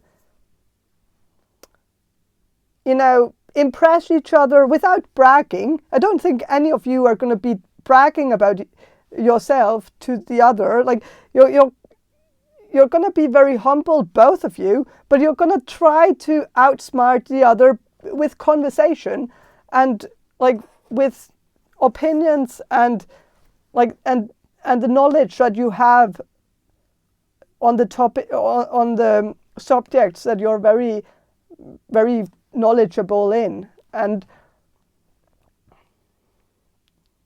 this is also gonna, I think it's gonna seem very nice at first, and also throughout your relationship it's gonna feel like this competition is actually quite fruitful, because you're gonna learn a lot from each other, and I think you're gonna have a lot of meaningful conversations where you're going to be challenging each other and challenging each other's beliefs. And I think you also come with two very different not mindsets, but different views on political topics and other topics. Like, I think you're quite far from each other politically, which could be very interesting, because I think that's a good basis for a very good relationship, a good foundation for a relationship, to have one sort of polarity, a polarity where, because you need that polarity to keep things rolling, like you need two engines, like, or two wheels kind of moving in order to something. I don't know, but I think it's a good thing. I think you're gonna have a lot of heated conversations, a lot of very passionate conversations, and it's gonna be much more dynamic and interesting than if you were just agreeing on everything. So, yeah.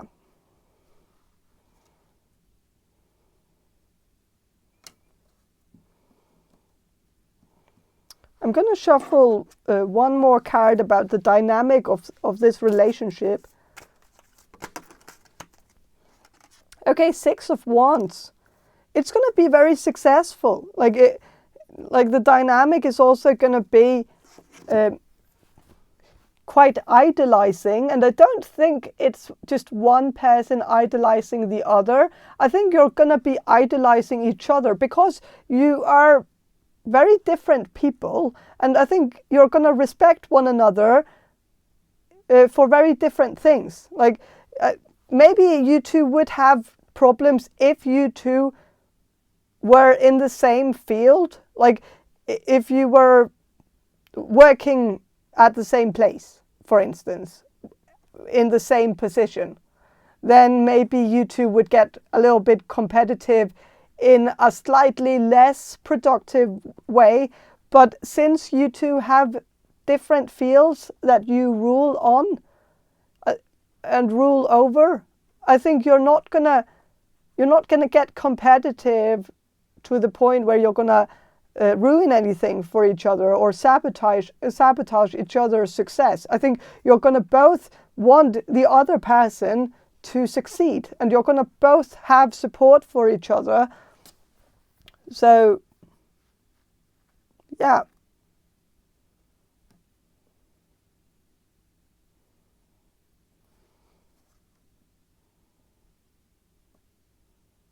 And this is like, there are three people here, and they're kind of in a gang with each other, and then there are some, you know, some villains here. You can see they are villains because like one of them has like a, you know, the, what's it called? You know, when you only have hair like in the middle, like when you've shaved the sides, like double side cut, but like keep the I don't know, but and then you can see like then there's someone who's like a skinhead. So there's definitely a villain kind of energy from these. They also don't have tops on, so that's like the villain MO, you know. So these are like the good guys, you know, they have clothes on, and I feel like you're going to be one of the good guys with this person. Like you're going to gang up on others and have like each other's back. And I think that's quite good. I think it's good to be in a relationship where you are like ganging up on everybody else, like or whatever, you know.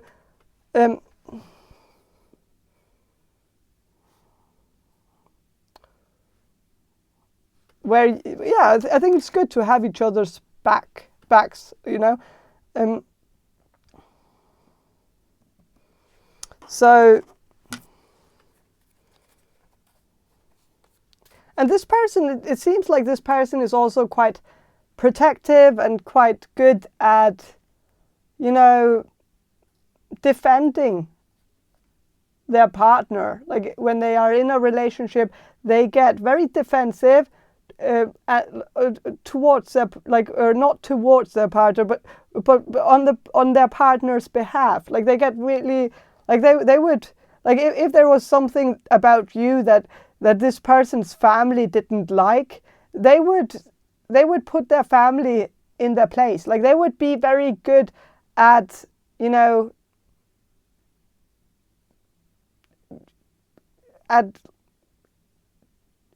yeah,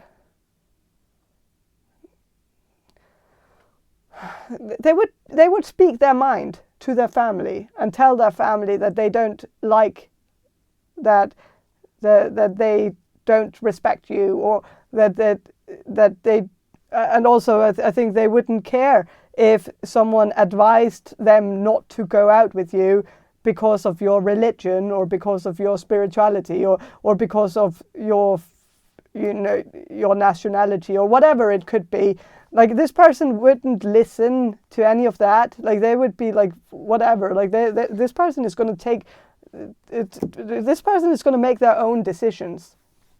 And so in that way, this person is very, very independent, a very independent thinker.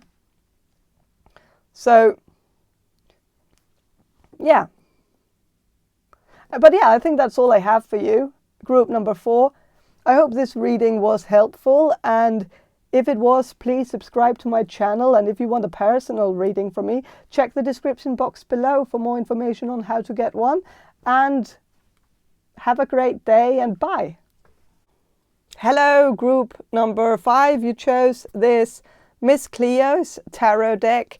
And I'm going to start with some channeling, and then I'm going to shuffle the cards for you. So I'm going to do the channeling now. So Spirit, can you answer this question for group number 5, the people who will choose group number 5? Will group number 5 meet their soulmate in 2024?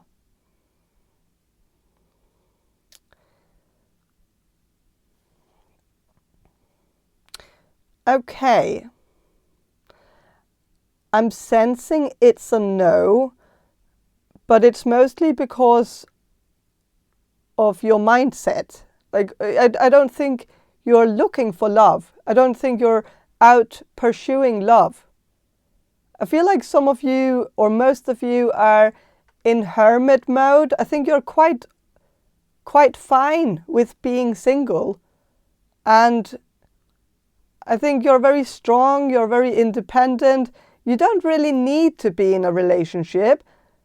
It's not a necessity to you, and so you're not gonna pursue it, because we only pursue things if it's a necessity for us. Why else would we bother to, you know, go through all that trouble for something that isn't going to benefit us? And so I feel like you're just quite all right with being single, and I don't even think it's that problematic for you to stay single for another year, like for 2024. But if you want to be in a relationship, I think you could find your soulmate and start a relationship with your soulmate this year if you wanted to. If you want to put in the effort and go through all that trouble, I think you could. But I just find it unlikely that you're going to go through all that trouble. And I understand why. Because, you know, what's the point? So I feel like some of you might also have had experiences in the past where you might have started relationship with, you know, someone who or like maybe this is just one person. I don't know why I said relationships, but I feel like maybe you dated someone in the past where, you know, it was just a burden. Maybe it was even your soulmate. This is just something coming through. I feel like maybe for some of you, you might have dated your soulmate in the past. And maybe you even knew that this was your soulmate back when you were dating them. Because maybe you fell in love with them. Maybe you felt that spark, that chemistry. And maybe it was love at first sight, and maybe it just felt right. And so maybe you have already had that experience, but maybe you turned it down because, well, you're a strong, independent woman or man, and, well, maybe this person wasn't strong and independent. Maybe this person was very, you know, very weak-minded and codependent, and was maybe kind of suffocating you and maybe asking you for a lot and not really giving anything in return. And maybe it started being a distraction for you to the point where you felt like it was, you know, starting to become a sacrifice, where you felt like you were sacrificing parts of your life to help or save this person.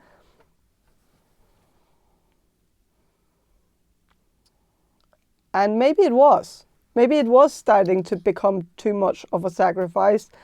And so maybe it makes sense, but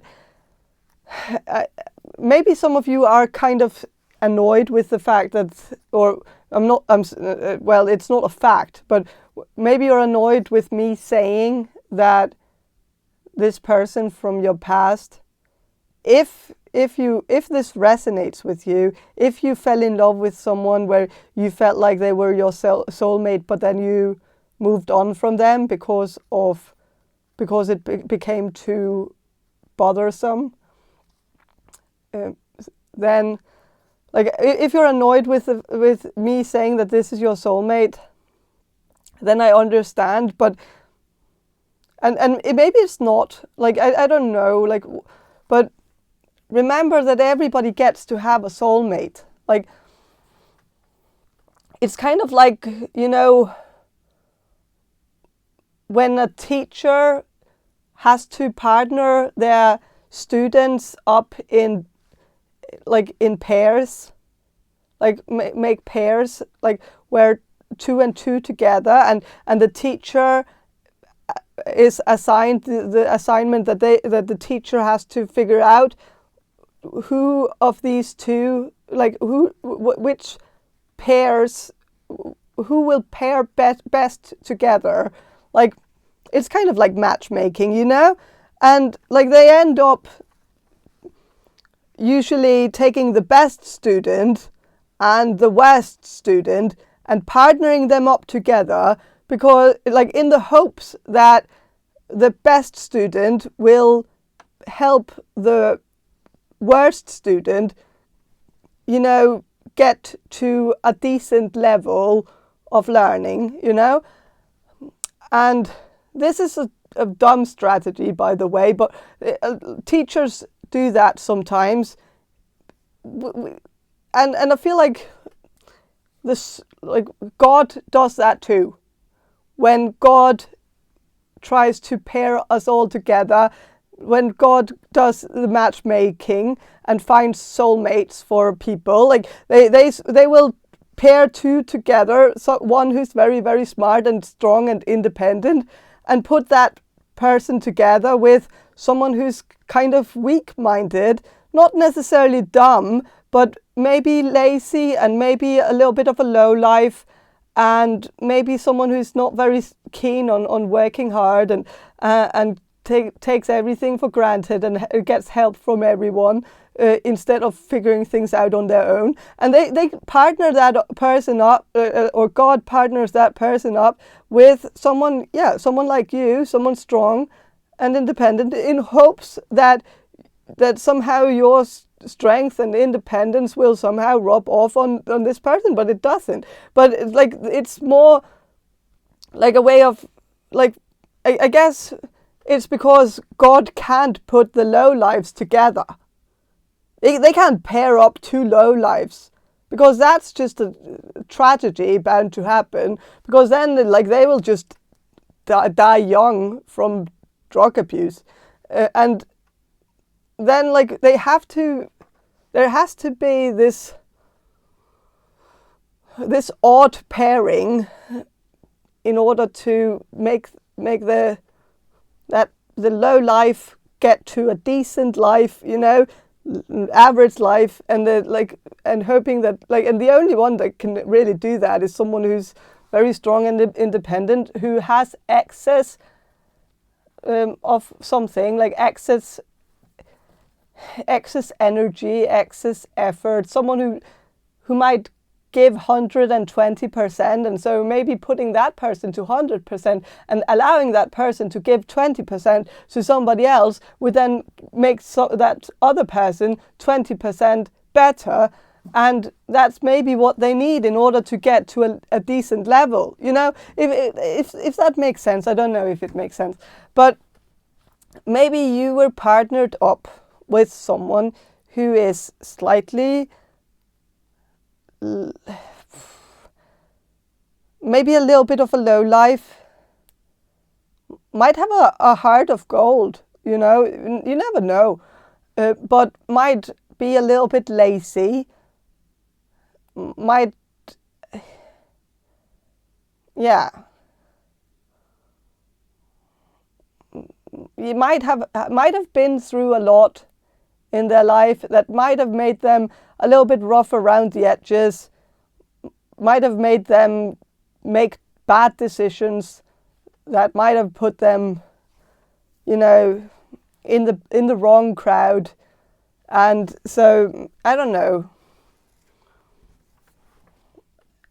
And if this resonates with someone that you already know, like if it makes sense, like if this sounds like someone you already know that you might have dated in the past, might have also fallen in love with, then maybe this was your soulmate. But you don't have to be with your soulmate. This is just, divine matchmaking. It's not necessarily only, like, sometimes you get the bad end of the coin, or whatever, or however you say that. Sometimes the matchmaking ends up favoring the other, because the other person is going to die in a ditch somewhere. So it's just more important to make sure that doesn't happen than to, ensure that you get everything in life. Like that, it's sometimes some kind of compromise, like a divine compromise that's being made. And it's not that, because the good thing about this soulmate business is that you don't have to. You don't have to engage in this. It's not like it's in the cards necessarily. It's not because you have free will. You don't have to take part in this, and you can take part in your own matchmaking. You can find someone that you find to be up your level, and maybe you won't have the same chemistry, and it might not be the love at first sight kind of thing, but it's still like you can find someone who lives up to your standard, and maybe it's not who you were meant to be with, even though it's a silly thing, really, who you're meant to be with. It's not that it always makes sense. And sometimes we shouldn't just trust that blindly. So I don't know. And you could also choose to go it alone. Like, you don't have to be in a relationship. You could live an independent life being on your own and getting a child on your own, getting more children on your own. You could be a single parent. You could,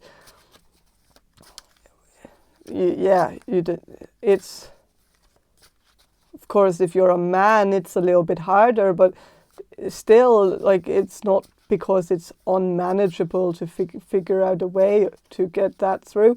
It might just take quite more. It might take longer, but yeah.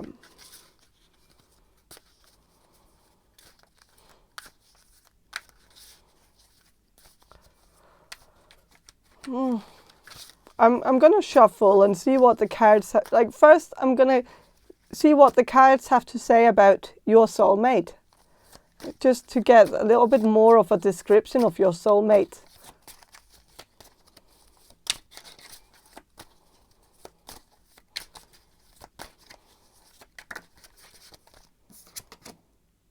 Okay, Ace of Coins reversed.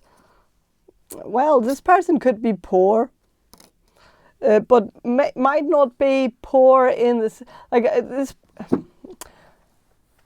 Well, this person might not be piss poor. Like this person could be, you know, could have a decent income, or like maybe below average income. And the thing is that I think maybe this person is quite content with that, and that there's nothing wrong with being content with the income you have, but there is a lack of ambition here.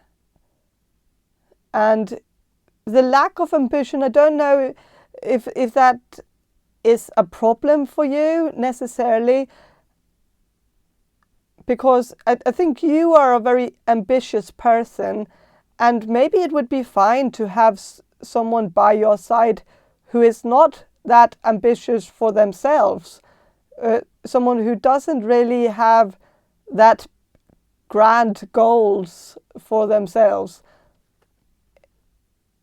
You know, because having two people who are very ambitious together could make for a power couple, but it could also end up being the opposite of that, where it's actually, you know, counterintuitive, where both parties get a little bit too competitive with each other, and wants to kind of compete for being the breadwinner of the house. You know, some people can have a hard time, especially if you're a woman. There might be some men out there who has a hard time being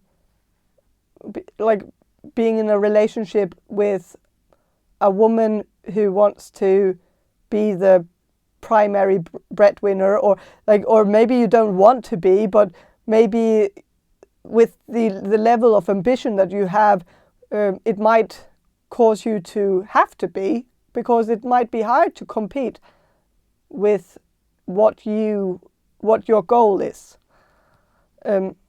for the future. Like, so I don't know, but I don't think this person would compete. I think this person is too lazy, and kind of also just enjoys a simple life and doesn't really need to have a flashy, you know, lifestyle. So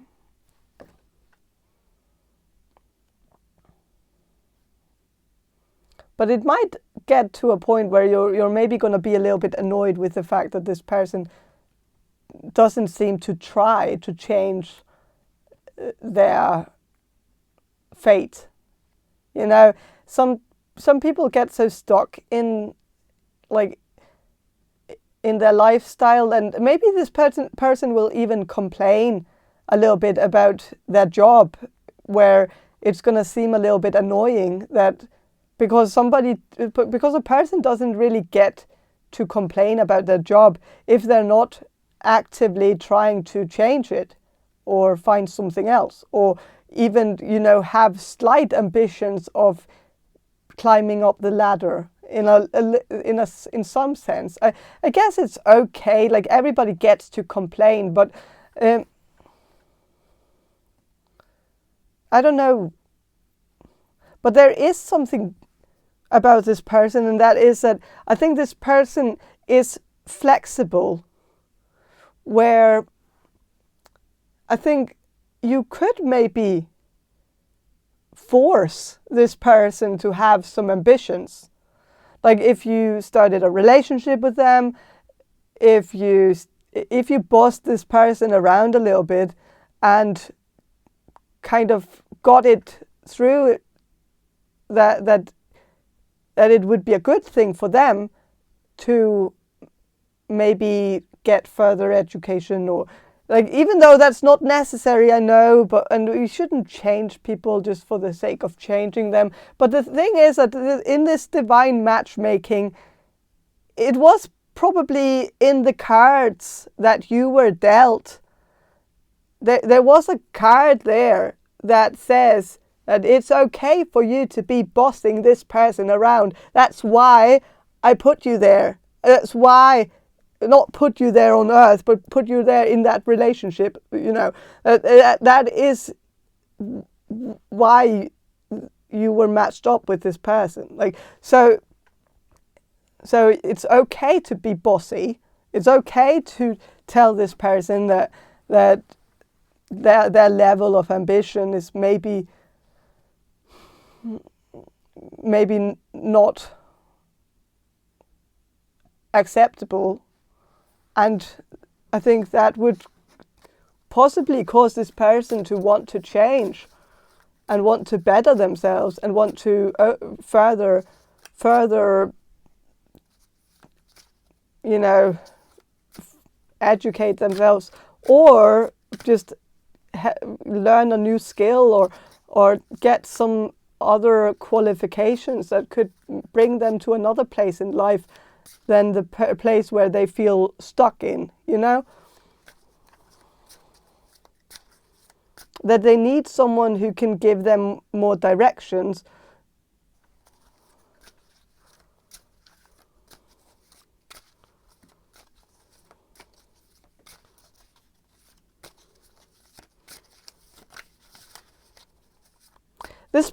This is a side note. I guess it's a little bit specific. I feel like for some of you, this person could have been in the military. I don't know if this person has been to war, but I feel like this person has had military training. And I think this person might have been in military training for quite a while, which might have made them quite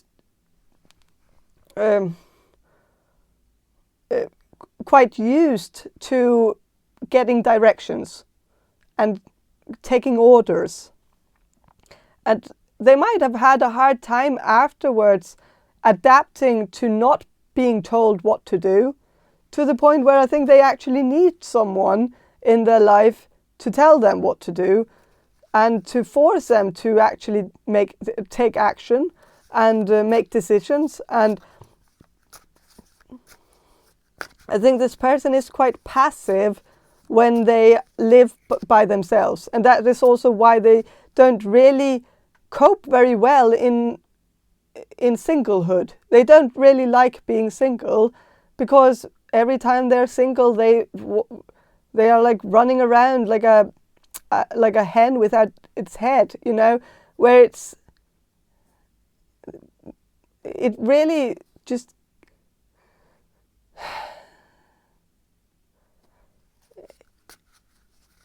like, I think, yeah, I think directions is needed. I think this person also just needs a brain, you know, a head that can kind of guide them, because this person doesn't use their head much, you know. And it's not because this person's head is faulty. I don't think this person is like dumb. I really don't think so. Just just lazy with their head. Like they don't really think unless they have to, or unless they're told to. Like they are like this is also the bad side of the coin, you know, with the educational system. Like when we send children in the educational system for the 10 years or whatever in the primary, you know, school, whatever, I don't know, but it causes them to only think when they have to perform, like when they have to, you know, turn in an assignment, or if they have to do an essay or like speak in front of the class or whatever, then they have to think, but they don't think unless they are told to. They have to sort of get directions. And so it doesn't have to just be the military, it could just be the educational system kind of that has played a number on this person and forced them to be quite passive unless they get like directions, instructions. So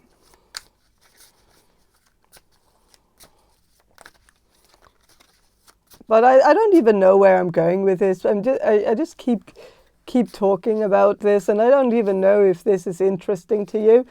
And it wasn't really what you were asking for. So, but I guess my answer still is that like you could find your soulmate in 2024 if you wanted to. Maybe you have already found them. Maybe you've said no to them before. Maybe you've rejected your soulmate, and that is okay. That is your free will. I'm not saying you should take them back. I don't think that would necessarily be a good idea. I'm gonna shuffle and see what the cards have to say about, you know, whether like what would happen if you were to find your soulmate in, or like if you have already found them, like then re-find them in 2024, like meet up with them, or like if you chose to have your soulmate in your life in 2024, what would happen?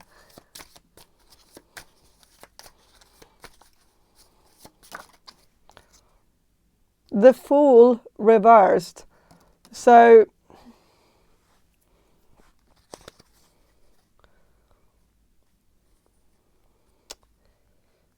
well,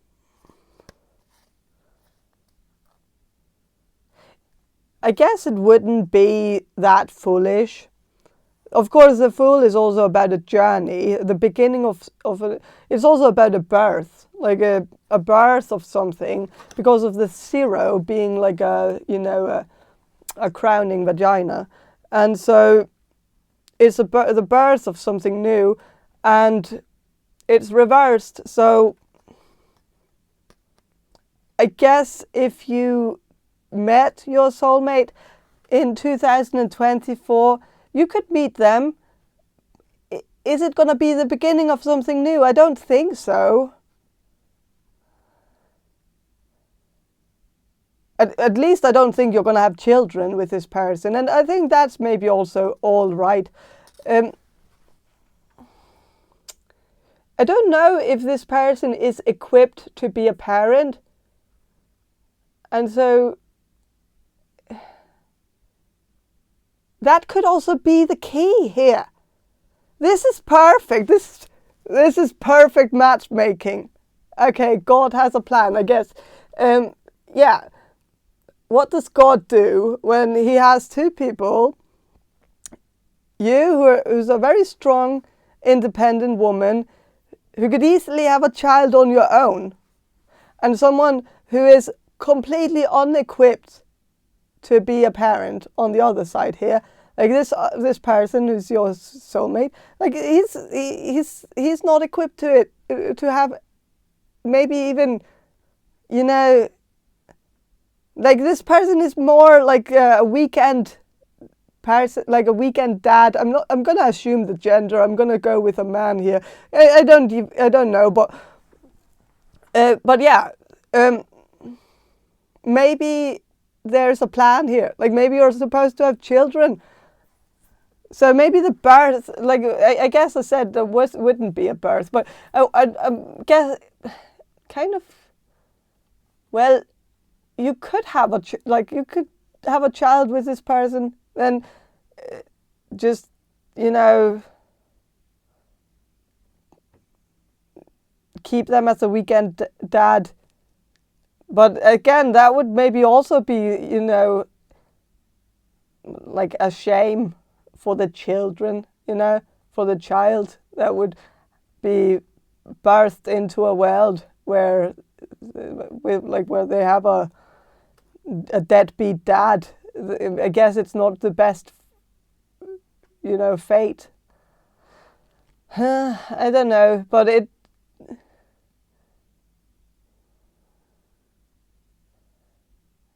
I don't know. You could have I guess you could use this as use your soulmate as free semen if you wanted to. I think that's what this that's where this person could be beneficial, like where you could actually get something out of it, like you could actually benefit financially by not having to buy semen, which is very, very expensive if you want some quality shit, you know. Then so of course this is not quality, that's for sure, but I don't know if it's not quality, because genes can be good though, even though it's coming from a person who's maybe slightly well, maybe more, like this person might be more damaged by, you know, the social environment. So maybe it's not the genes that is the problem here. So, but that's also a problem here, because if it's not the genes that's a problem, if it's only social,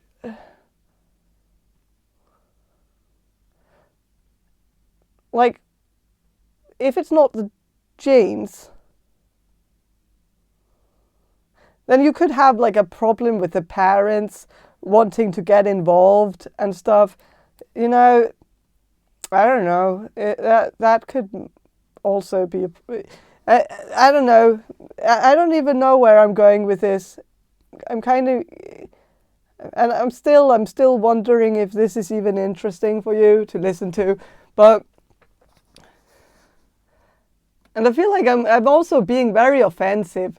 I get that I'm like I bet that wasn't what you wanted to hear when you started listening to this reading. I don't think you wanted me to tell you that your soulmate is a low life who could only, you know, benefit you as a deadbeat dad to your child, but it is what it is. I guess I'm sorry, like, and because, but the thing is that you don't have to be with your soulmate. I've said that before. You can find somebody else. You could meet someone who is much better, and you don't have to be with your soulmate. It's just you know, an arranged marriage made by God, who might have made a call that wasn't really benefiting you, because he's a little bit sexist sometimes, you know. If you read the Bible, it's not always falling into the woman's favor, if you're a woman, of course. But I don't even, like, of course you could have another religion and don't even believe in all this bullshit, and of course I don't even know if I don't know, but whatever. If you don't like the reading, watch another one. Like there must be another one that's better. So yeah, you know, another pile or another video. You know, what's another reading? Find another person who might have something better to say about your soulmate. So yeah, but that's all I have for you, group number 5. I hope this reading was somewhat helpful, and yeah, maybe a little bit fucked up. I know that was also what it was. But yeah, this is all I have for you. Group number 5. I hope this reading was helpful. Well, I already said that. I don't know, but let's just end it here. Have a great day. Bye. Hello, group number 6. You chose the Alcohol Tarot deck. And I'm going to start with some channeling. And then I'm going to shuffle the cards for you. So I'm going to do the channeling now. So Spirit, can you answer this question for group number 6? The people who will choose group number 6. Will group number 6 meet their soulmate in 2024? Yes. It's a definite yes. You're going to meet your soulmate.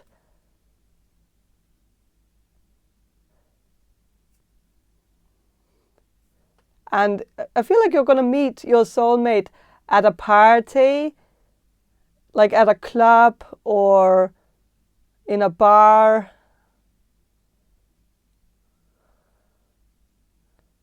And like, or in some kind of social setting, but there's going to be music playing.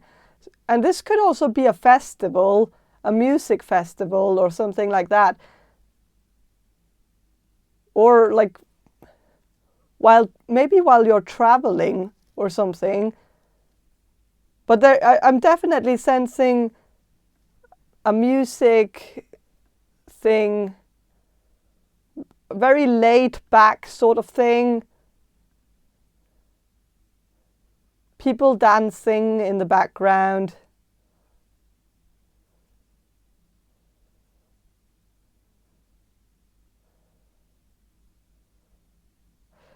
For whatever reason, I'm kind of getting an image of people walking around in bikinis, which I don't know if that's going to resonate with all of you, but I'm just getting some kind of like beach festival or like something at the beach.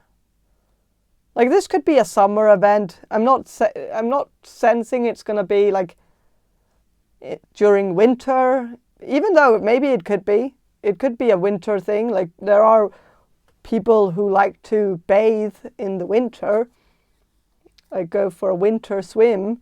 So that's definitely a thing, and they are in bikinis. So, but I'm more sensing a warm, a warm environment.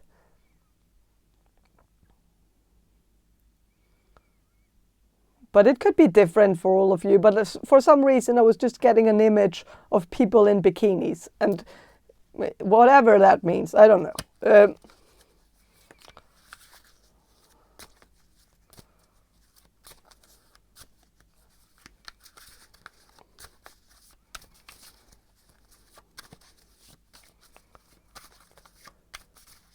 And coconut drinks, like coconut nuts with like, straws in them. I don't know. It's very random.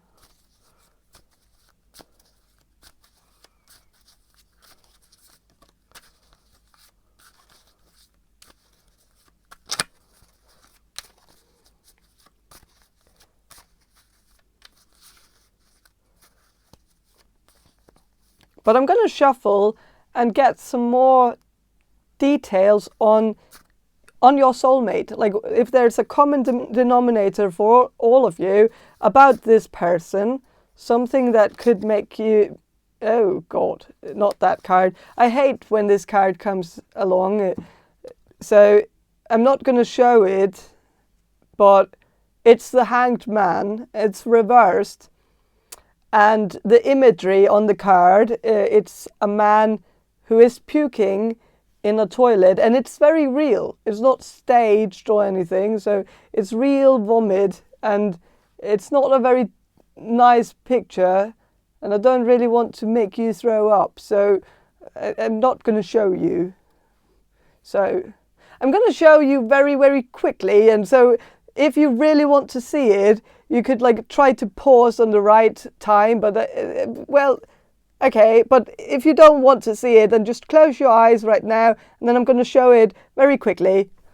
So I don't know if that was too quickly, but whatever, you know. I don't really want you to see it anyways. So, but what I'm getting is, well, someone puking in a toilet reversed. So it would be the opposite of puking in a toilet. I don't really like that image, but yeah. That's even worse to imagine, really. So, but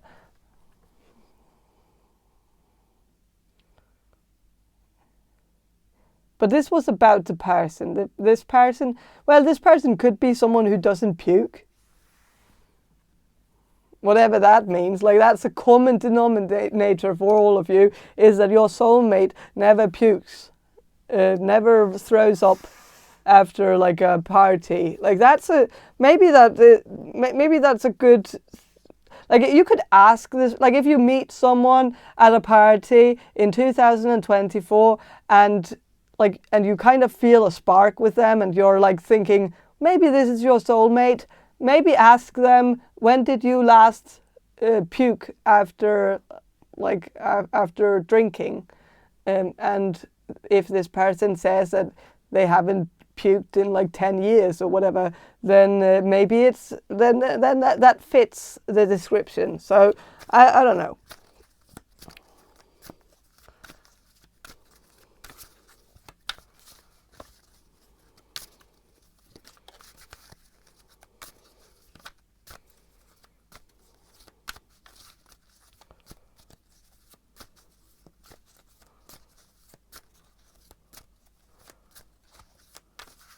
But I don't know how that comes up naturally in a conversation, though. But it could just be one of those random questions that you can ask someone without it being weird. Like, you could kind of ask, you know, some random questions leading up to it. Like, you know, what color was your childhood dog? Or, you know, did you have a bathtub or a shower growing up or something? And then, you know, just ease into that question. Like, if you, or I don't know.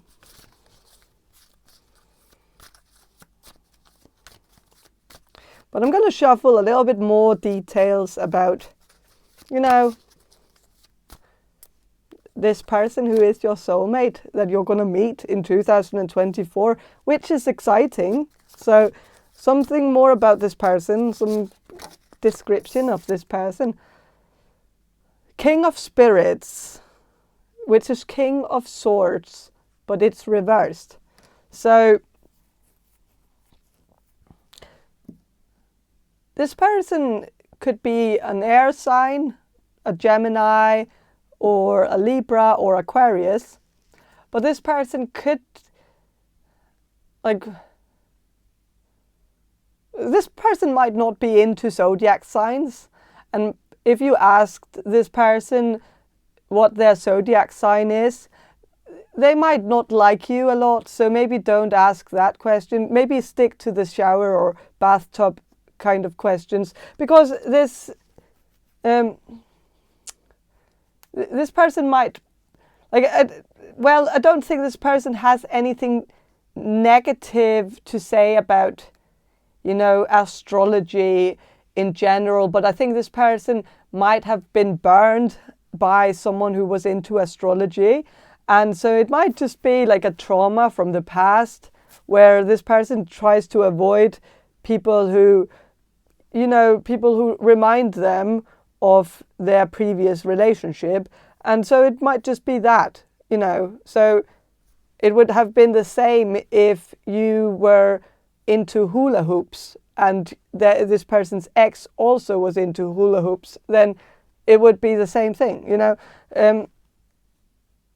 So I don't think it's necessarily going to be a problem in the long run, because of course this person is going to find out at some point. If you're very much into astrology, then that would come up at some point.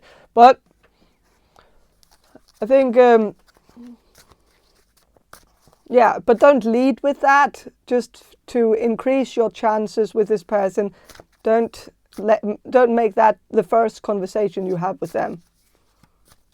So, but what else is there to say about this person?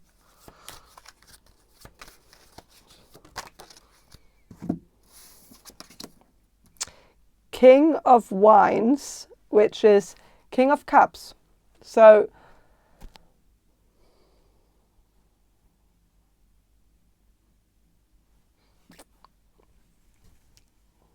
yeah, I think this person is like, I think this person is quite sensitive to some. Like I think this person is a very, warm and fussy person when you get to know them. And this person might be very warm-blooded also. I think this person has a warm temperature just in general, but and there might be something about this person where like it's a lot easier for this person to talk about feelings, and I feel like it could be a cultural thing, because this person could be a Latino, or it could be from a country where people are a little bit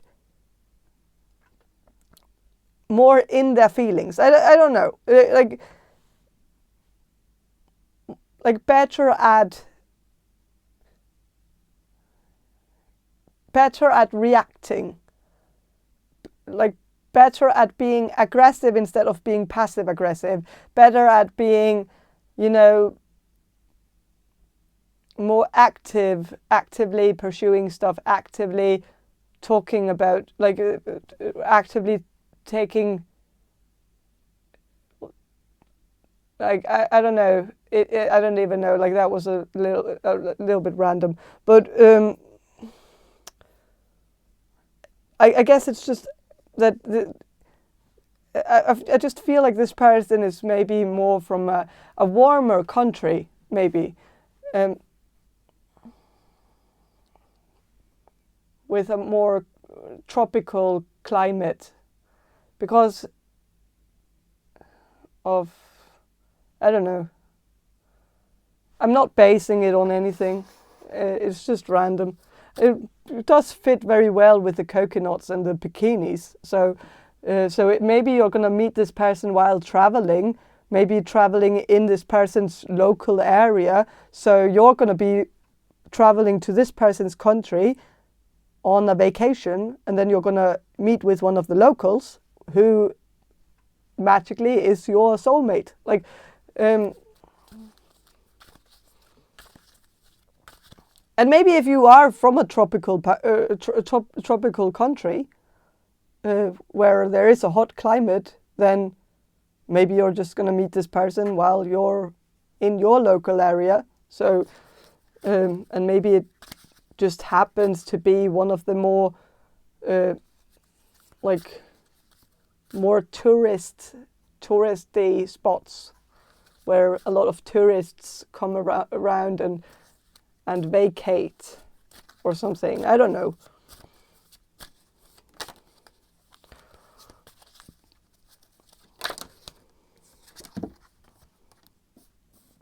With a Knight of Daggers,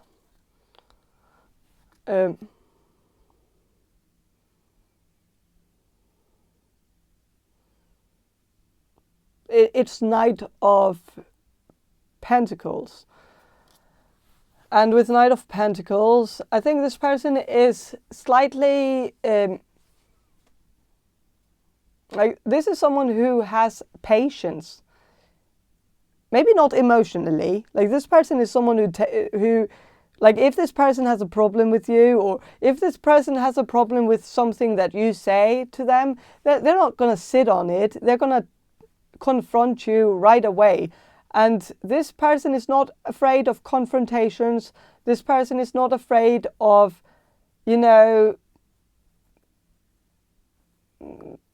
getting into some heavy arguments with people. If it means that there's going to be evolution within the relationship, that sometimes there needs to be some big,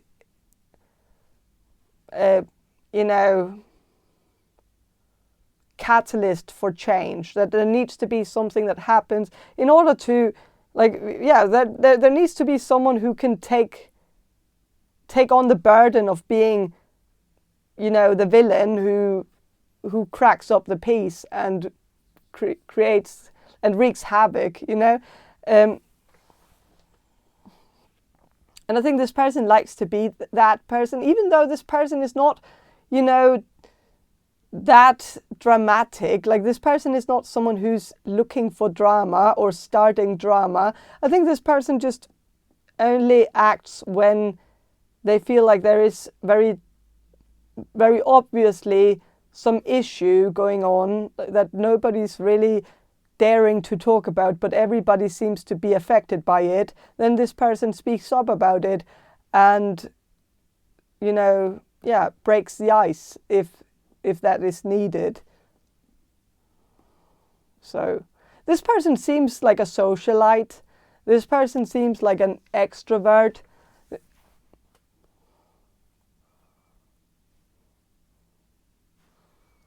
But this person is also patient. And there is a part of this person that seems a little bit hyper, but there's also a part of this person that's very patient. So I think this person has both, which is very, very rare in a way to have both these qualities. But I think it's nice because I think this person listens to people. Like, this person also remembers what people say. Like, if you say something to this person, they will remember and they will ask you about it the next time they see you. Like, even if there's even if you even in the beginning, where maybe you're not going to be talking to each other every day, but if you tell this person that your dog is sick, that's going to be the first thing that this person is going to ask about the next time they talk to you. Like, this person notices stuff. This person is a good listener. And also very caring and has a very good emotional balance. Like, this person's emotional balance is very good. It's like this person is not detached from their emotions like some people are. Like, this person seems to be in very much harmony. Yeah. So I'm kind of gonna ask these these archetype cards first. I'm going to ask about a little bit more of a description of your soulmate that you're going to meet in 2024. A little bit more information about them. Pioneer. That's a great card. It says passion for doing and creating what has not been done before.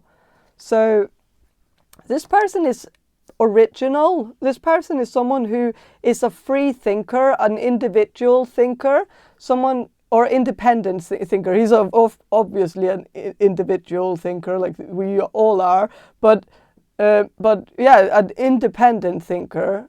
Like, this person also dares to have an opinion about things that are maybe not everyone's opinion. Like, this person might also play the devil's advocate sometimes. Like, this person maybe enjoys having a good conversation, and I think this person is a very good conversationalist. And I think this person knows that sometimes, in order to get the most interesting conversations, somebody needs to take the counter act or take the counter opinion and try to, argue their case against the others, because then you get a dynamic conversation. And I think this person does that sometimes just for the sake of being social and being a good, a good conversationalist. But I think also in terms of a job, I think this person could be a little bit entrepreneurial. I think this person could have their own business, or might be thinking of starting their own business. And I think this person is so original that I think this person might have been thinking of starting something quite unusual, or something that, like maybe a podcast about something that nobody has talked about before, which sounds impossible because everybody's made a podcast about, everything at this point. So to find something that nobody has, thought of, it's remarkable. And I think this, this person could also, have a, I don't know what this person does, but I think this person does something creative and something original, and this person is quite passionate about what they do for a living. And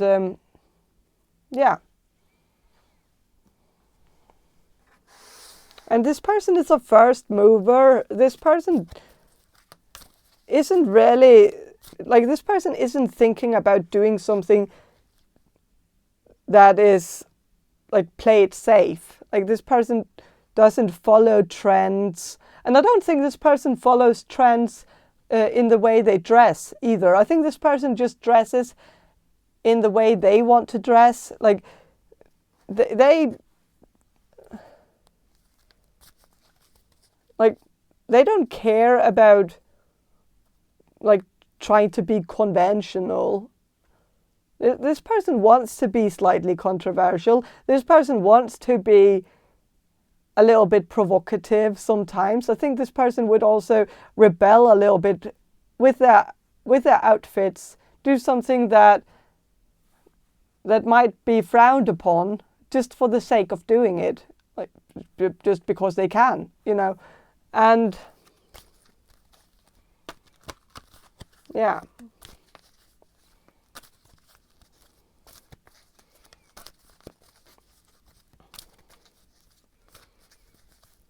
This person could have dreadlocks, and I'm not saying that dreadlocks are frowned upon. I'm saying that when white people have dreadlocks, it's kind of frowned upon in some circles. So that could be the thing, that maybe this is someone who's white who has chosen to have dreadlocks. And so maybe that is the thing. I don't know. I'm not saying that there's anything wrong with that either. I don't have an opinion about hair at all. So yeah.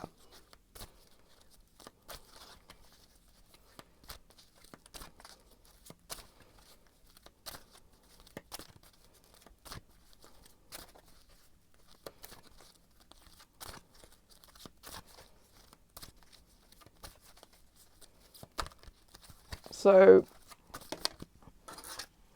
okay, the king. So there, this person is, the king, it says, enlightened, benevolent leadership, benefiting those in your charge. So,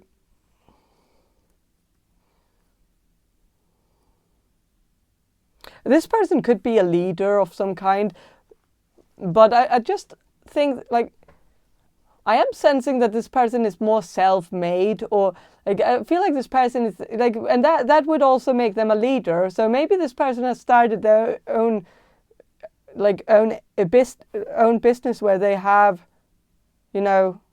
co-workers that are under them, subordinates. I think that's what the title is for. I don't know, but they have people working under them that they have hired for purposes that they can't, take care of themselves because they are only one person, and sometimes when a business grows that much, you know how businesses work, you know. So, yeah. Like I'm kind of sensing that this person could have like a, you know, something with cars. Like this is very, very specific for some of you, but this person could have like a, car polishing firm, like, or like somewhere, like a business where they polish cars or do some kind of customization of cars.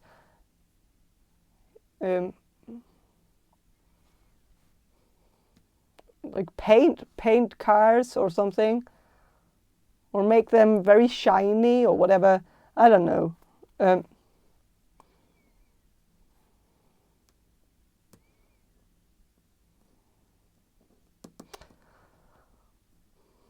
I think this person is quite enlightened and also like just seems like a good person to be with. But I'm gonna shuffle some of these Gypsy Oracle cards just to get a little bit more information about the relationship, or how you two are, like, because there's actually no, you know, no promise here that you're actually gonna be in a relationship. It just says, like, the cards or the question only indicates that, well, I answered whether you're going to meet your soulmate, and it's not a given that you're necessarily going to be in a relationship with your soulmate just because you're going to meet them in 2024. But I'm going to ask about this. What's your relationship going to be like, or what kind of connection is going to be started when you meet your soulmate in 2024? Okay, with the priest here, it could be a little bit, it could be platonic in the beginning.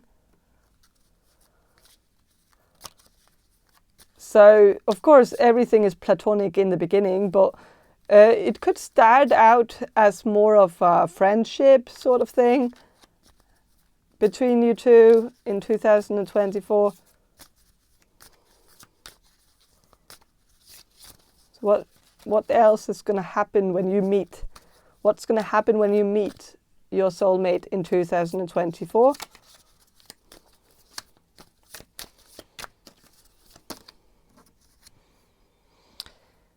Okay, with the fortune reversed, so maybe you're not going to be so lucky, or maybe you're not going to get lucky. You know, that's also the same answer as with the priest. It seems like maybe you're not going to get in this person's pants right away, maybe not even in 2024. I don't know. I don't know if this is going to be like because this person is very patient. I don't know if this person would be maybe this person has a thing about getting too quickly into a relationship, that this person is afraid of maybe making the same mistake as they did in the past. Maybe they have tried to, you know, get in someone's pants right away and regretted it afterwards, because maybe something bad happened, or like maybe they just felt like it was too early, and they might have had a hard time getting rid of that person after they, you know, initiated some sexual encounter way too quickly before really getting to know each other, before reading all the red flags. And so maybe this person just wants to read all the red flags before hopping into the can. You know, hopping into the can. That was a very, very bad, like, direct translation that doesn't even directly translate. hopping in, like the, I don't know, getting into the sleigh, hopping into the sleigh with, you know, I don't know, but it like getting into, like, yeah, having sex, you know, okay. Wow, that was terrible. Okay, yeah, but whatever. That doesn't matter. Nothing matters, you know. Everything is just all right. Okay. Yeah.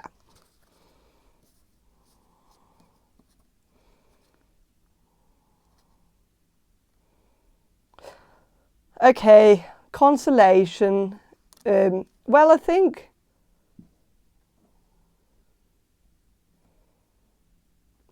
it's actually gonna be a nice, well, you're gonna have a nice time with this person in 2024. I feel like you're also gonna get to a deeper, you know, a deep conversation with this person where you're gonna feel very, very connected on a soul level. And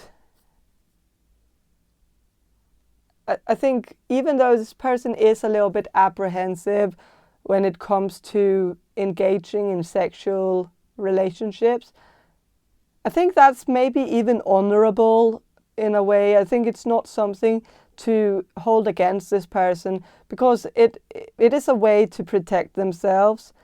And I think, like, I think this person might also come from a culture where it's very normal to wait until marriage, or like to wait really long before, you know, doing it. And so that could sit in this person. It could be something that this person is dealing with, like that kind of that they want to rebel against this, because I think this person doesn't really like this part of their culture, and they are trying to, you know, distance themselves from it because they find it to be, you know, old school and maybe also a little bit sexist in some ways. I don't know what, but I think it's still, like, it's a part of their DNA's memory, and so it might be something that they subconsciously is like walking around with, where they might make some decisions based on this cultural thing that they are trying to rebel against. But it's hard to do when it's something that is so deep in you. And I think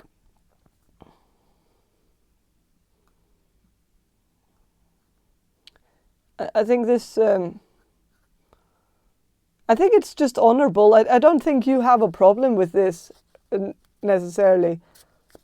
So yeah, I think, like, well, with the lover coming through here, like the lover came, and so yeah, I think maybe at the end of 2024, you could actually end up in a sexual encounter with this person. It might be after all this, like you have to go through a priest period, you have to go through a period of slight misfortune or unluckiness in love, like, or in the romantic sense of this relationship, where you're gonna feel like this, like you're trying to flirt and they just don't understand anything of what you're trying to do. And this is one of the things where maybe this person just is a little bit clueless when it comes to love. This person could be a hopeless romantic, and so you might be very subtle And maybe you also have been told that before, that you're a very subtle flirter, and that maybe maybe your flirting could be a little bit more direct. So maybe try also to think about that when you meet this person in 2024, that it wouldn't hurt to try to be a little bit more direct, like not completely to the point where it's like, you know,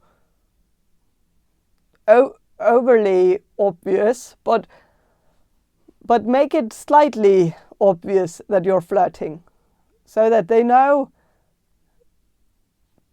and so that they can pick up on that, so that they are with, like, because I think this person won't really, you know, make a move on someone unless they are completely certain that they have read all the signals completely right.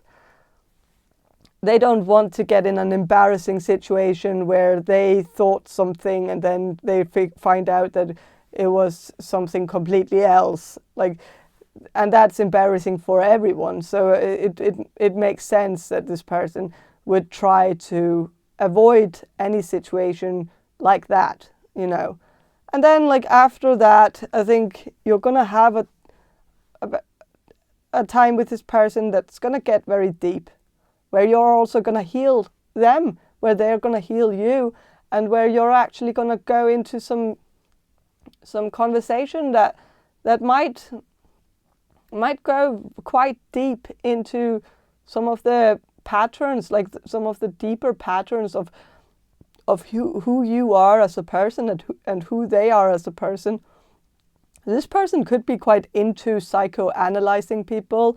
They might not do it obviously, or maybe they do, because I think this person is quite extroverted, and I think this person is also, you know, very honest, a very honest extrovert that, you know, says whatever is on their mind, to the point where it's you know, liberating. It's very nice to just be with someone who just says, like, this is awkward, if things get awkward, or like that they can break the ice so brilliantly. And I think this person is just, yeah, and this person would psychoanalyze you in a very blunt way, where it's maybe gonna be slightly uncomfortable, but I think this person is also the type of person who can both ditch it but also take it. Like, so if you psychoanalyzed them,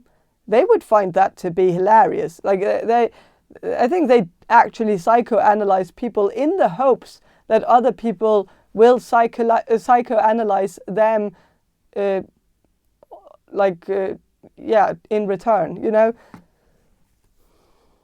So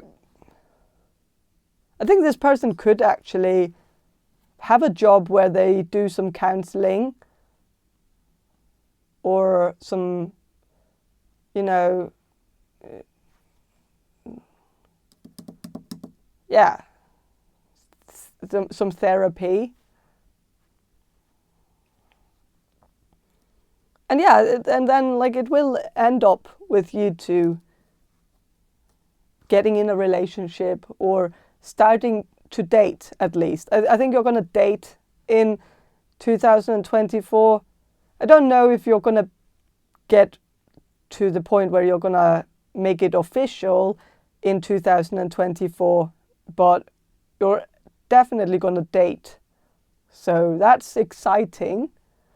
So yeah, I think that's all I have for you. Group number 6. I hope this reading was helpful.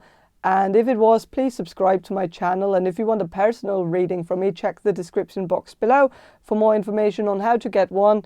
And yeah, have a great day and bye.